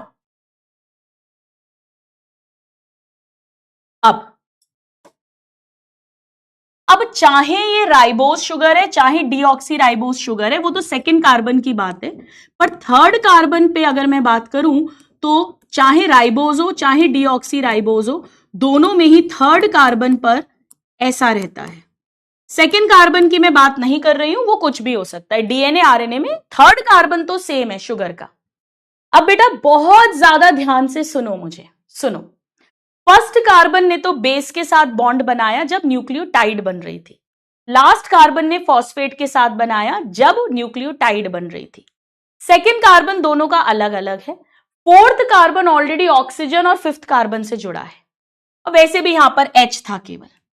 बेटा मुझे बड़ा ध्यान से सुनो, इस 3rd कार्बन को देखो, इस 3rd कार्बन पर भी OH है, 4th पर नहीं है, 4th पर तो केवल H होता है, 3rd कार्बन पर OH है।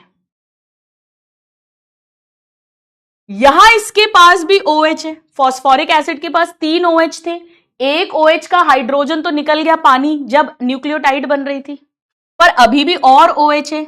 बेटा ये H और ये OH, बड़ा ध्यान से सुनो, ये 1 न्यूक्लियोटाइड है, ये 2nd न्यूक्लियोटाइड है।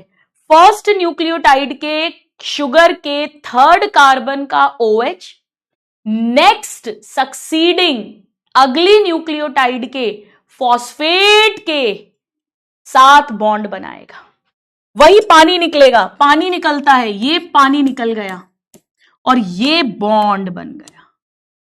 ये O है, इधर कार्बन है, ये बॉन्ड बन गया। बड़ा ध्यान से सुनो, ये कौन सा बॉन्ड है, फुल कंसंट्रेशन चाहिए, सुनो ध्यान से। यहां पे कार्बन में OH है यानी अल्कोहल, और ये है एसिड, फॉस्फोरिक एसिड। ऐसा ही तो यहां भी हुआ था, यहां पे भी तो CH2OH था, यहां पे भी तो C के साथ OH है, ये भी अल्कोहल था, ये भी अल्कोहल है। अल्कोहल और एसिड के बीच में बॉन्ड बनता है ईस्टर, तो ये भी ईस्टर बना है, फॉस्फो ईस्टर कह सकते हैं। अब मुझे बहुत ध्यान से सुनो, बहुत ध्यान से बेटा, इन दो को जोड़ने में, ज्वाइन करने में केवल इसका हाथ नहीं है। अगर ये नहीं होगा जो पहले ही बना था ये, तो ये जुड़ते नहीं। ये क्यों जुड़े हैं? एक ऑलरेडी ईस्टर बॉन्ड था, एक ईस्टर बॉन्ड फॉर्म हो गया, दोनों फॉस्फेट है यानी ये भी फॉस्फो ईस्टर है, ये भी फॉस्फो ईस्टर है। इस पूरे के कारण ये दोनों जुड़े हैं, तो इसे कहेंगे फॉस्फो डाई ईस्टर बॉन्ड। ये जो पूरा टोटल बॉन्ड बना, ये ऑलरेडी बना हुआ था जब न्यूक्लिक एसिड बना था, न्यूक्लियोटाइड बनी थी, ये नया अभी अभी बना है। ये भी फॉस्फो ईस्टर है अल्कोहल एसिड के बीच में, ये भी फॉस्फो ईस्टर है अल्कोहल एसिड के बीच में, यानी दो फॉस्फो ईस्टर हैं, तो इसे कहेंगे फॉस्फो डाई ईस्टर बॉन्ड।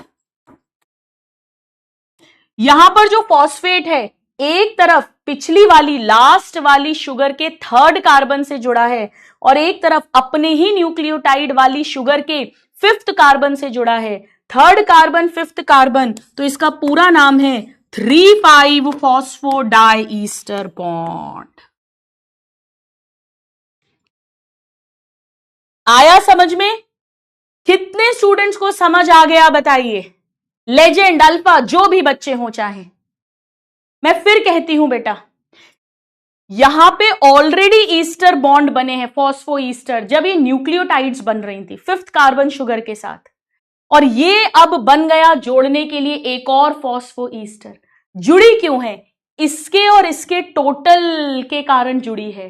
तो फॉस्फो ईस्टर यानी phospho di ester. 3rd carbon 5th carbon तो 3,5 फॉस्फो डाई ईस्टर। ये 2 न्यूक्लियोटाइड जोड़े हैं तो डाई न्यूक्लियोटाइड बना है। ऐसे ही नेक्स्ट वाला, फिर जो नेक्स्ट न्यूक्लियोटाइड है उसका फॉस्फेट ऑलरेडी 5th कार्बन से जुड़ा है शुगर के, इसके 3rd वाले कार्बन से जुड़ जाएगा।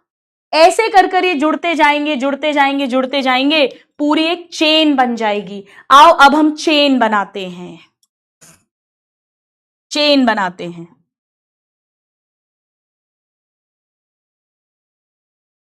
यानी मैं यहां पर लिख सकती हूं कि 2 न्यूक्लियोटाइड्स आर जॉइंड बाय, चाहे डीएनए हो चाहे आरएनए हो बेटा, कोई फर्क नहीं पड़ेगा, क्योंकि डीएनए आरएनए में बेस का डिफरेंस होता है और 2nd कार्बन ऑफ शुगर का डिफरेंस होता है, वो तो इन्वॉल्व ही नहीं है। 2 nucleotides are joined by 3,5 phosphodiester bond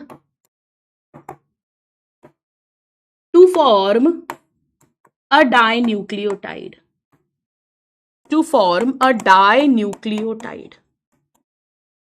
फिर ऐसे ही ट्राई न्यूक्लियोटाइड, और जब बहुत सारी होती हैं तो हम उसे कह देते हैं पॉलीन्यूक्लियोटाइड। यानी अब मुझे ये कैसा दिखेगा, आओ बनाते हैं। अब मुझे ये कैसा दिखेगा, डाइन्यूक्लियोटाइड। मजे आ रहे हैं? मजे आ रहे हैं? कितनी बढ़िया, देखो केमिस्ट्री पढ़ रहे हैं अपन, बायोकेमिस्ट्री। चलो देखो अब मुझे ये कैसा दिखेगा, मैं बनाती हूं। देखो ये शुगर है, 1st कार्बन पर बेस जुड़ी है, जो भी बेस हो चाहे, 5th कार्बन पर CH2OPOH डबल बॉन्ड O है। ये नेक्स्ट न्यूक्लियोटाइड है, इसके भी 1st टाइड है, इसके भी 1st कार्बन पर कोई भी एक नाइट्रोजन बेस है। डीएनए होगा तो AGCT है, आरएनए होगा तो AGCU है, कोई भी एक। ये इसका 5th कार्बन है, इसके साथ CH2OP डबल बॉन्ड OH है, और यहां ये बॉन्ड बन गया O और इसका कार्बन 3rd वाला का। यहां का OH हट गया है, यहां से H हट गया है, ये बन गया। और ये तो बना हुआ ही है पहले से, ये तो पहले से ही बना हुआ था, पहले से ही बना हुआ था। ऑफ कोर्स अब आप बाकी वैलेंसीज तो सेटिस्फाई हो ही जाएंगी बेटा, बाकी जगह H लगा देंगे, वो कोई बड़ी बात नहीं है। और इसके 3rd कार्बन पर अभी भी OH है, जो नेक्स्ट वाले के साथ बॉन्ड बनाने में काम आएगा। मजे आए?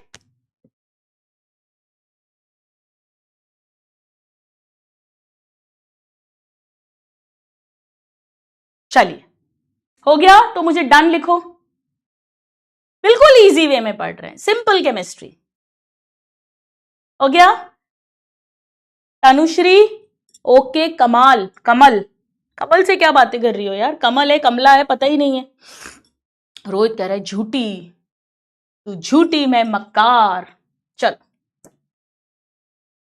अब पॉलीन्यूक्लियोटाइड मतलब बहुत सारी न्यूक्लियोटाइड्स को हम इसी तरीके से जोड़ेंगे। Many nucleotides linked by many nucleotides. अभी 2 न्यूक्लियोटाइड जोड़ी है, ऐसी जोड़ते जाओ, 3, 4, 5। ये सब किससे जुड़ेंगे? वही same 3, 5 phospho di ester bond से। 3, 5 फॉस्फो डाई ईस्टर बॉन्ड।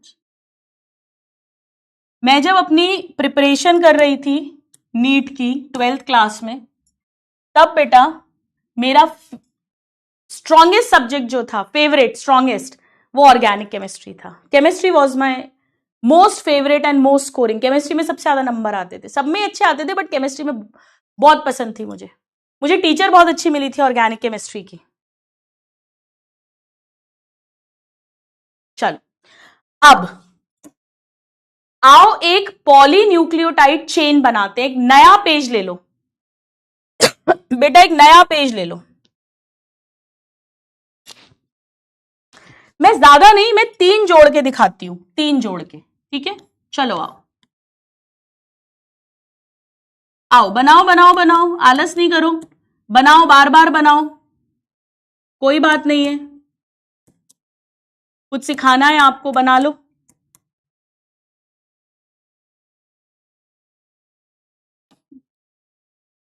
कोई बात नहीं, बनाओ। फर्स्ट कार्बन पर नाइट्रोजन बेस जुड़ती है, 5th कार्बन पर फॉस्फेट जुड़ता है, तब जाकर न्यूक्लियोटाइड बनती है, न्यूक्लियोटाइड।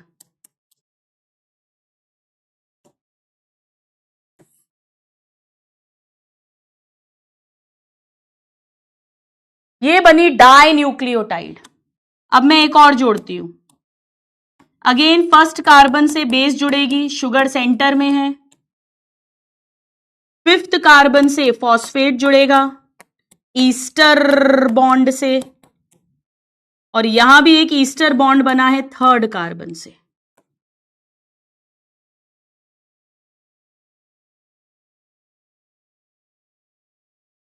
क्या यहां तक सब बना पा रहे हो खुद से? तो एक थम्स अप भेजो। यहां तक बना पा रहे हो? यस, आपके केमिस्ट्री के टीचर्स भी फैंटास्टिक हैं बेटा, नो डाउट। मैं अपनी हिस्ट्री बता रही हूं। Of course you have wonderful wonderful teachers सभी।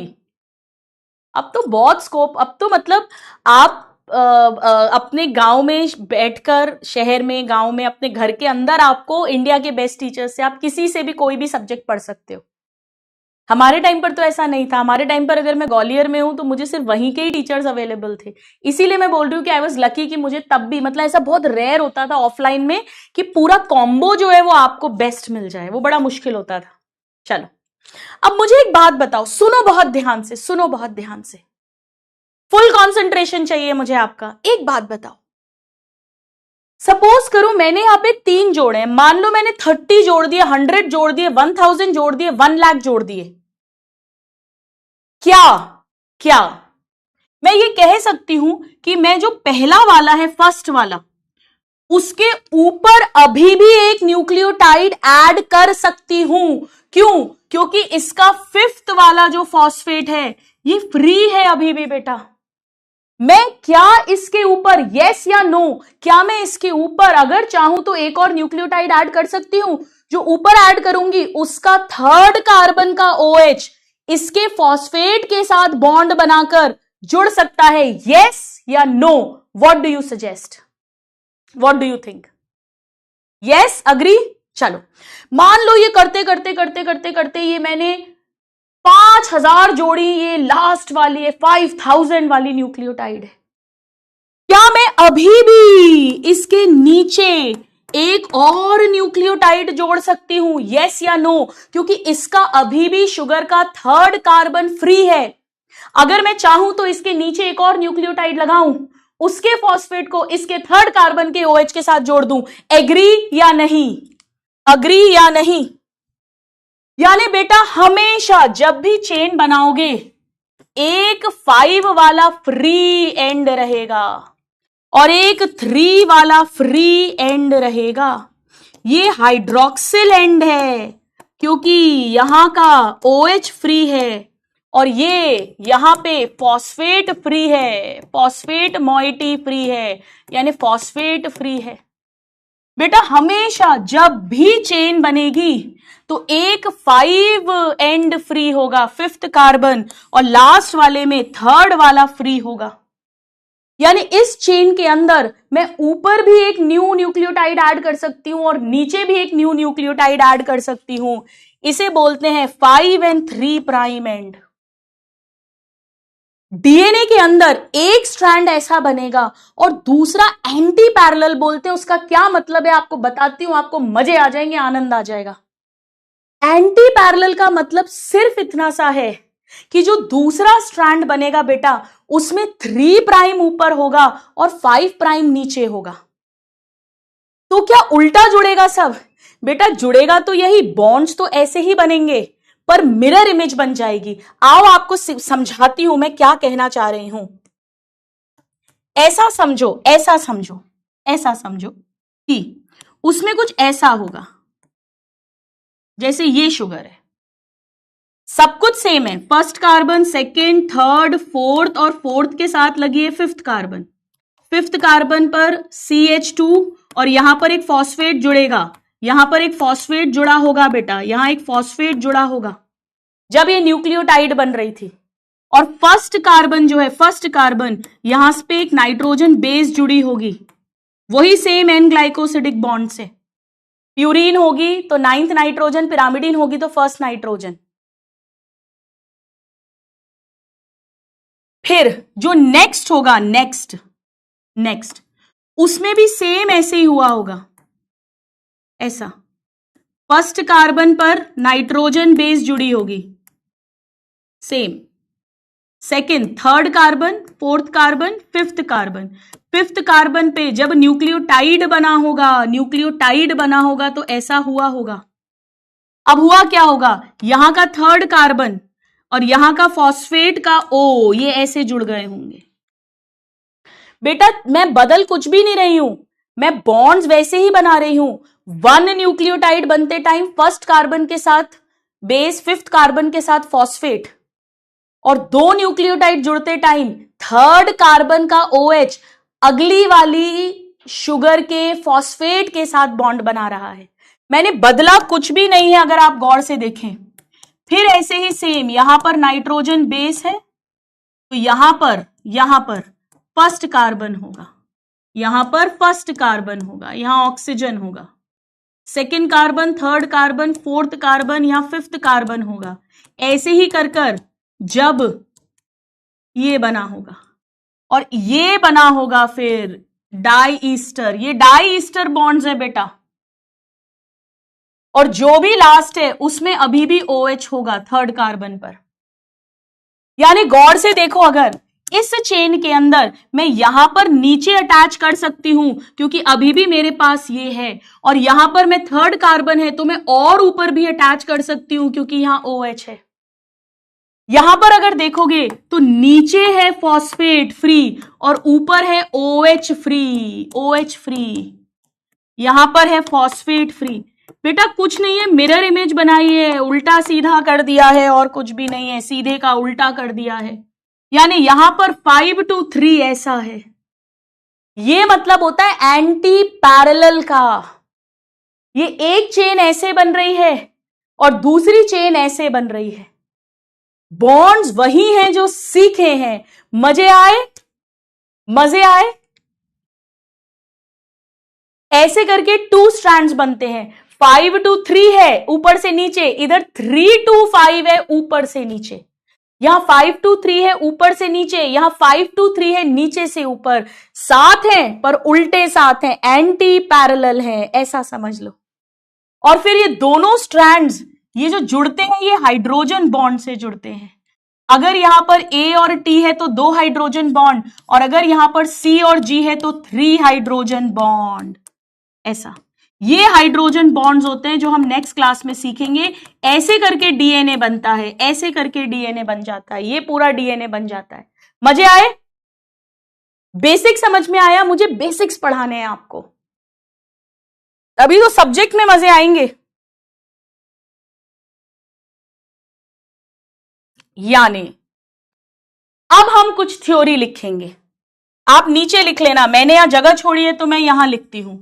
इन ईच पॉलीन्यूक्लियोटाइड चेन, जब भी एक पॉलीन्यूक्लियोटाइड चेन बनेगी, इन ईच पॉलीन्यूक्लियोटाइड चेन, एक सिरे पर, एक एंड पर फ्री फॉस्फेट होगा फिफ्थ वाले पर, और एक सिरे पर, एक एंड पर फ्री OH होगा थर्ड वाले एंड पर। क्या सब लोग मेरे साथ अग्री कर रहे हैं? One and has free phosphate group या फॉस्फेट मॉइटी। वन एंड किसी भी एक सिरे पर, वो कहां होगा? फिफ्थ कार्बन ऑफ शुगर पे। जो फिफ्थ कार्बन का शुगर है उसका जो फॉस्फेट है वो फ्री है, यानी आप उसके ऊपर और अभी भी लगा सकते हो। इसे कहते हैं इसे कहते हैं 5 prime end of chain. 5 prime end of chain, ये इसे प्राइम बोलते हैं बेटा। 5 प्राइम लिखते हैं 5 डैश करके। 5 डैश का मतलब ही है यहां पे 5th वाला जो कार्बन है शुगर का, 5th कार्बन, वहां पर अभी भी फॉस्फेट फ्री है।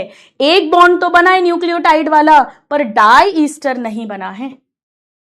एंड अदर एंड हैज, दूसरा सिरा जो है other end has free hydroxyl, यानी free OH, free hydroxyl moiety या group at third carbon C3, third carbon of sugar. यानी यहां शुगर का 5th कार्बन तो सब यूज हो गया है, बट थर्ड कार्बन अभी भी फ्री है। इसे कहते हैं 3 prime and, 3 prime end of polynucleotide chain. बेटा बहुत इजी है, अगर बेसिक्स आते हैं।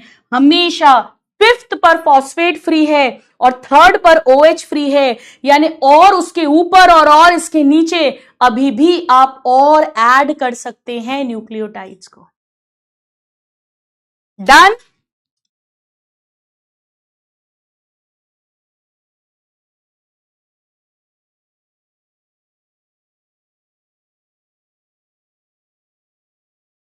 इसे याद रखने का एक तरीका बताती हूं, देखो।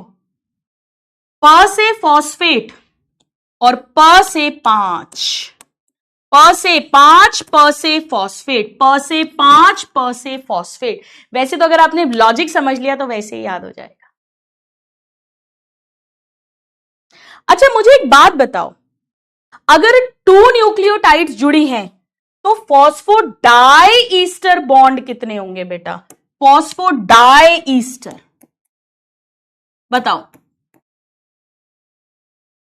फॉस्फोडाई ईस्टर अगर 2 न्यूक्लियोटाइड्स जुड़ी हैं, फॉस्फो ईस्टर नहीं पूछ रही हूं, फॉस्फोडाई ईस्टर बताइए,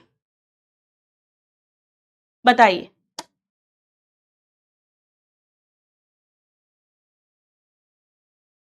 चैट बॉक्स में 1। क्लियर है सबको? बहुत बढ़िया बेटा, शानदार। देख लो यहां, सुन लो फिर से। जब हम फॉस्फोडाई ईस्टर बोलते हैं तो इस पूरे को बोलते हैं टोटल मिलाकर। तो 2 न्यूक्लियोटाइड्स के बीच में 1 फॉस्फोडाई ईस्टर है, 3 न्यूक्लियोटाइड्स के बीच में 2 हो जाएंगे। देखो 1 2 3, तो एक ये वाला है फॉस्फोडाई ईस्टर, एक ये वाला है फॉस्फोडाई ईस्टर। तो इसी तरह से अगर मैं पूछूं कि मान लो कोई एक चेन है, पॉलीन्यूक्लियोटाइड चेन, उसमें n न्यूक्लियोटाइड्स हैं, तो number of phosphodiester bonds कितने होंगे? कोई फॉर्मूला बना सकते हो क्लास में अभी के अभी बैठ के? चैट बॉक्स में लिख के भेजो। कोई फॉर्मूला बना सकते हो? कितने होंगे फॉस्फोडाई ईस्टर बॉन्ड्स? n-1। क्या बात है, क्या बात है मेरे इंटेलिजेंट नादान परिंदे, चैंपियन, साइंटिफिक दिमाग वाले। क्या बात है बेटा, रटने की जरूरत ही नहीं है। फॉर एग्जाम्पल अगर 2 न्यूक्लियोटाइड्स हैं तो उनके बीच में 1 फॉस्फोडाई ईस्टर बॉन्ड होगा, 1 बॉन्ड। ऐसे ही अगर 3 न्यूक्लियोटाइड्स हैं तो 2 बॉन्ड्स होंगे फॉस्फोडाई ईस्टर। जरा चैट बॉक्स में लिख के भेजो, अगर 100 न्यूक्लियोटाइड्स हैं तो कितने बॉन्ड्स होंगे? 100 न्यूक्लियोटाइड्स अगर हैं, 100 न्यूक्लियोटाइड्स बताओ, 100 न्यूक्लियोटाइड्स।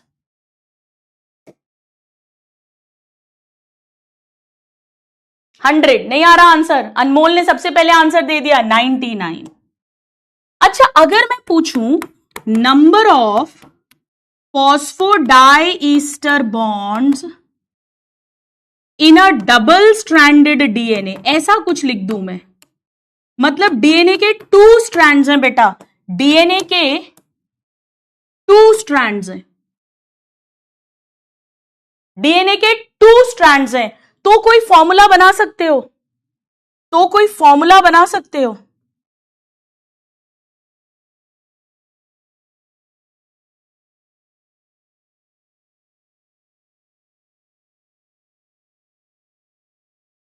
n-2, yes, n-2। भाई सिंपल सी बात है, समझो। सपोज करो यहां पर 1 2 3 4 5 है, यहां पे 1 2 3 4 5 न्यूक्लियोटाइड्स जुड़ी है। तो यहां पर बॉन्ड्स कितने हैं? 1 2 3 4, यहां पर 4 बॉन्ड्स हैं, n-1।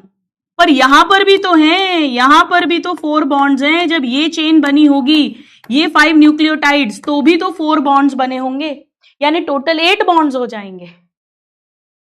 नेक्स्ट क्लास में बहुत सारे क्वेश्चंस करेंगे इससे रिलेटेड, अपन बहुत सारे। एक बार प्लीज अपनी एनसीईआरटी निकालिए, कोई बात नहीं है, 5 मिनट चलेगा। एक बार एनसीईआरटी निकालो, निकालो निकालो निकालो एनसीईआरटी। मुझे बताना है क्योंकि कितना पढ़ना है कितना नहीं पढ़ना है।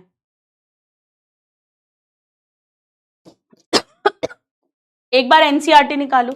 ये पूरा सब कुछ हमने लिख लिया है, एवरीथिंग, ये सब मैंने आपको पढ़ा दिया, लिखा दिया है, ये पूरा हमने पढ़ लिया है।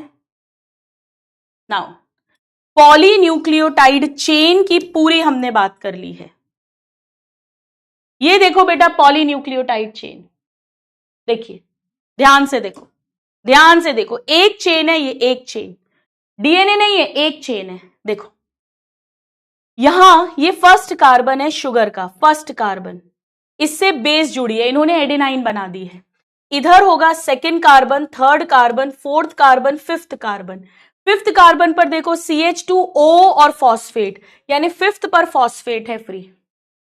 अब नेक्स्ट देखो, फिर यहां पर फर्स्ट कार्बन है जिसके साथ बेस जुड़ी है, ऐसे ही second carbon, third carbon, fourth carbon, fifth carbon जिसके साथ फॉस्फेट जुड़ा है, ये फॉस्फेट जुड़ा है। और ये फॉस्फेट थर्ड कार्बन के OH के साथ ये फॉस्फो डाई ईस्टर बॉन्ड बन गया। ये ईस्टर तो था ही, ये एक और ईस्टर बना, ये फॉस्फो डाई ईस्टर बन गया। ऐसे करते करते करते जो लास्ट वाला होगा, लास्ट वाला, उसका थर्ड कार्बन का OH अभी भी फ्री होगा। इन्होंने हॉरिजॉन्टली बना दिया, हमने वर्टिकली बना दिया था, वर्टिकली। ये भी सारा पढ़ लिया हमने, एक एक वर्ड आपको पढ़ा दिया है, ये सारा मैंने। अब ये मैं आपको होमवर्क दे रही हूं स्टूडेंट्स, ये मैं आपको होमवर्क दे रही हूं, ठीक है। 5 मिनट थोड़े से क्वेश्चंस कर लें, अभी तो जस्ट 3 बजा है ना, ठीक है। 5 मिनट क्वेश्चंस करते हैं, जितने भी हो जाएंगे, 5 मिनट्स ओनली। चलो ओनली 5 मिनट्स, जितने होंगे बस 5 मिनट। आज बहुत अच्छी पढ़ाई करिए बेटा आपने, नाइट्रोजन बेस, फॉस्फेट, शुगर्स, फिर उन्हें जोड़ना, न्यूक्लियोसाइड, न्यूक्लियोटाइड और फिर पॉलीन्यूक्लियोटाइड चेन, बहुत अच्छी पढ़ाई करिए। लेंथ ऑफ डीएनए किस पे डिपेंड करेगी बेटा? पोजीशन पर नहीं डिपेंड करेगी, केवल नंबर पर डिपेंड करेगी। पोजीशन का मतलब नहीं है कहीं भी ए हो, कहीं भी टी हो, कहीं भी सी हो, कहीं भी जी हो, लेंथ तो नंबर पे डिपेंड करेगी। 50% ने सही दिया। सिकुन, पार्थ, हरीश, वेरी गुड। चलो नेक्स्ट क्वेश्चन, सिर्फ 5 मिनट, घड़ी से देख के 5 मिनट पक्का। 3:04 हुए हैं अभी, पक्का। Nitrogen bases are linked to sugar by, base और शुगर के बीच में एन ग्लाइकोसिडिक बॉन्ड होता है। हाइड्रोजन बॉन्ड तो 2 स्ट्रैंड्स को जोड़ेगा, 2 नाइट्रोजन बेस को जोड़ेगा। फॉस्फोडाइस्टर 2 न्यूक्लियोटाइड्स को आपस में जोड़ेगा। 70% हर्षिता, पार्थ, देवेश, वेरी गुड। चलो नेक्स्ट क्वेश्चन, न्यूक्लियोसाइड कब बनती है? जब बेस शुगर के साथ जुड़ती है। जब बेस और शुगर जुड़ते हैं तो साइड बनती है, और साइड में फॉस्फेट जुड़ता है तो टाइड बनती है। तो इसका आंसर हो जाएगा 1 यानी शुगर। 88% हर्षिता, संजना, देवेश, ये हुई कोई बात। चलो नेक्स्ट क्वेश्चन करो ट्राई।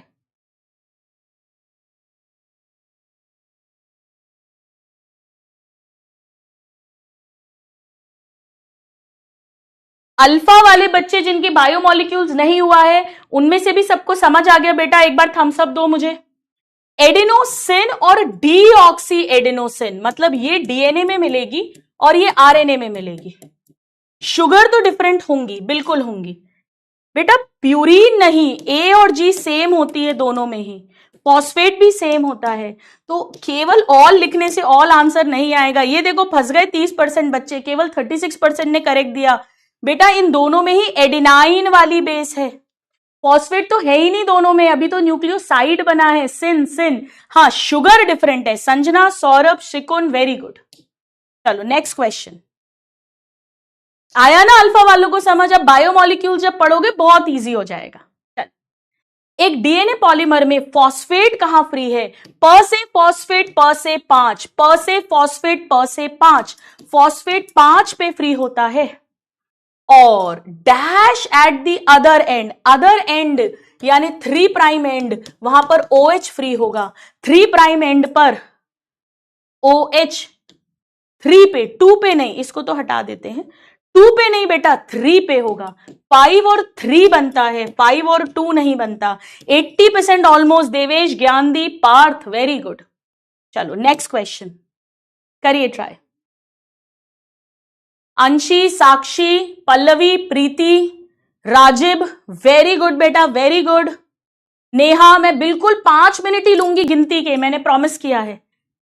राइबोज जो है आरएनए में शुगर, उसके सेकेंड पोजीशन पर एडिशनली क्या प्रेजेंट है? बेटा डीऑक्सीराइबोज के सेकेंड कार्बन पर H होता है, पर राइबोज के सेकेंड कार्बन पर OH होता है, OH। 71% ऑलमोस्ट। सचिन, हर्षिता, दक्ष, Devesh, Kittu, very good.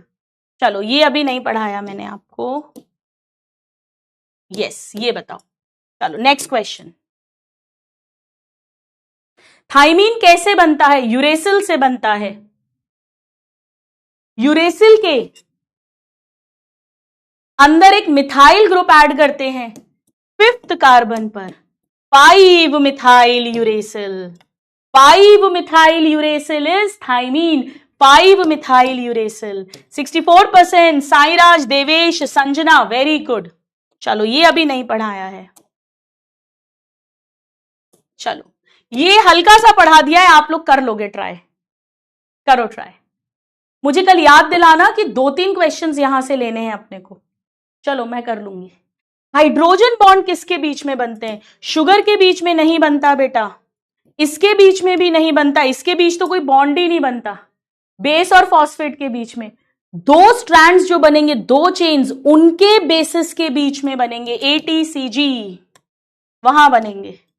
70%। Devesh, Harshita, Sanjana, Deep, very very good, everybody very good. Homework में अभी लिख दूंगी, होमवर्क हमारा बस वही सेम रहेगा जो हमेशा रहता है। आज की क्लास को अच्छे से पढ़ना, दोबारा बेटा ये स्ट्रक्चर्स खुद बना के देखना। Ribose sugar, deoxyribose sugar, adenine, uracil, thymine खुद बनाना, न्यूक्लियोटाइड, डाई न्यूक्लियोटाइड, पॉलीन्यूक्लियोटाइड खुद बनाकर देखोगे आप लोग। प्रॉमिस करो मुझसे खुद बनाकर देखोगे। ऐप पर बताना आज की क्लास कैसी लगी, क्योंकि बहुत बेसिक क्लास थी, केमिस्ट्री पढ़ाई है एक तरह से। और हम मिलेंगे कल। Bye everybody, love you all, God bless you.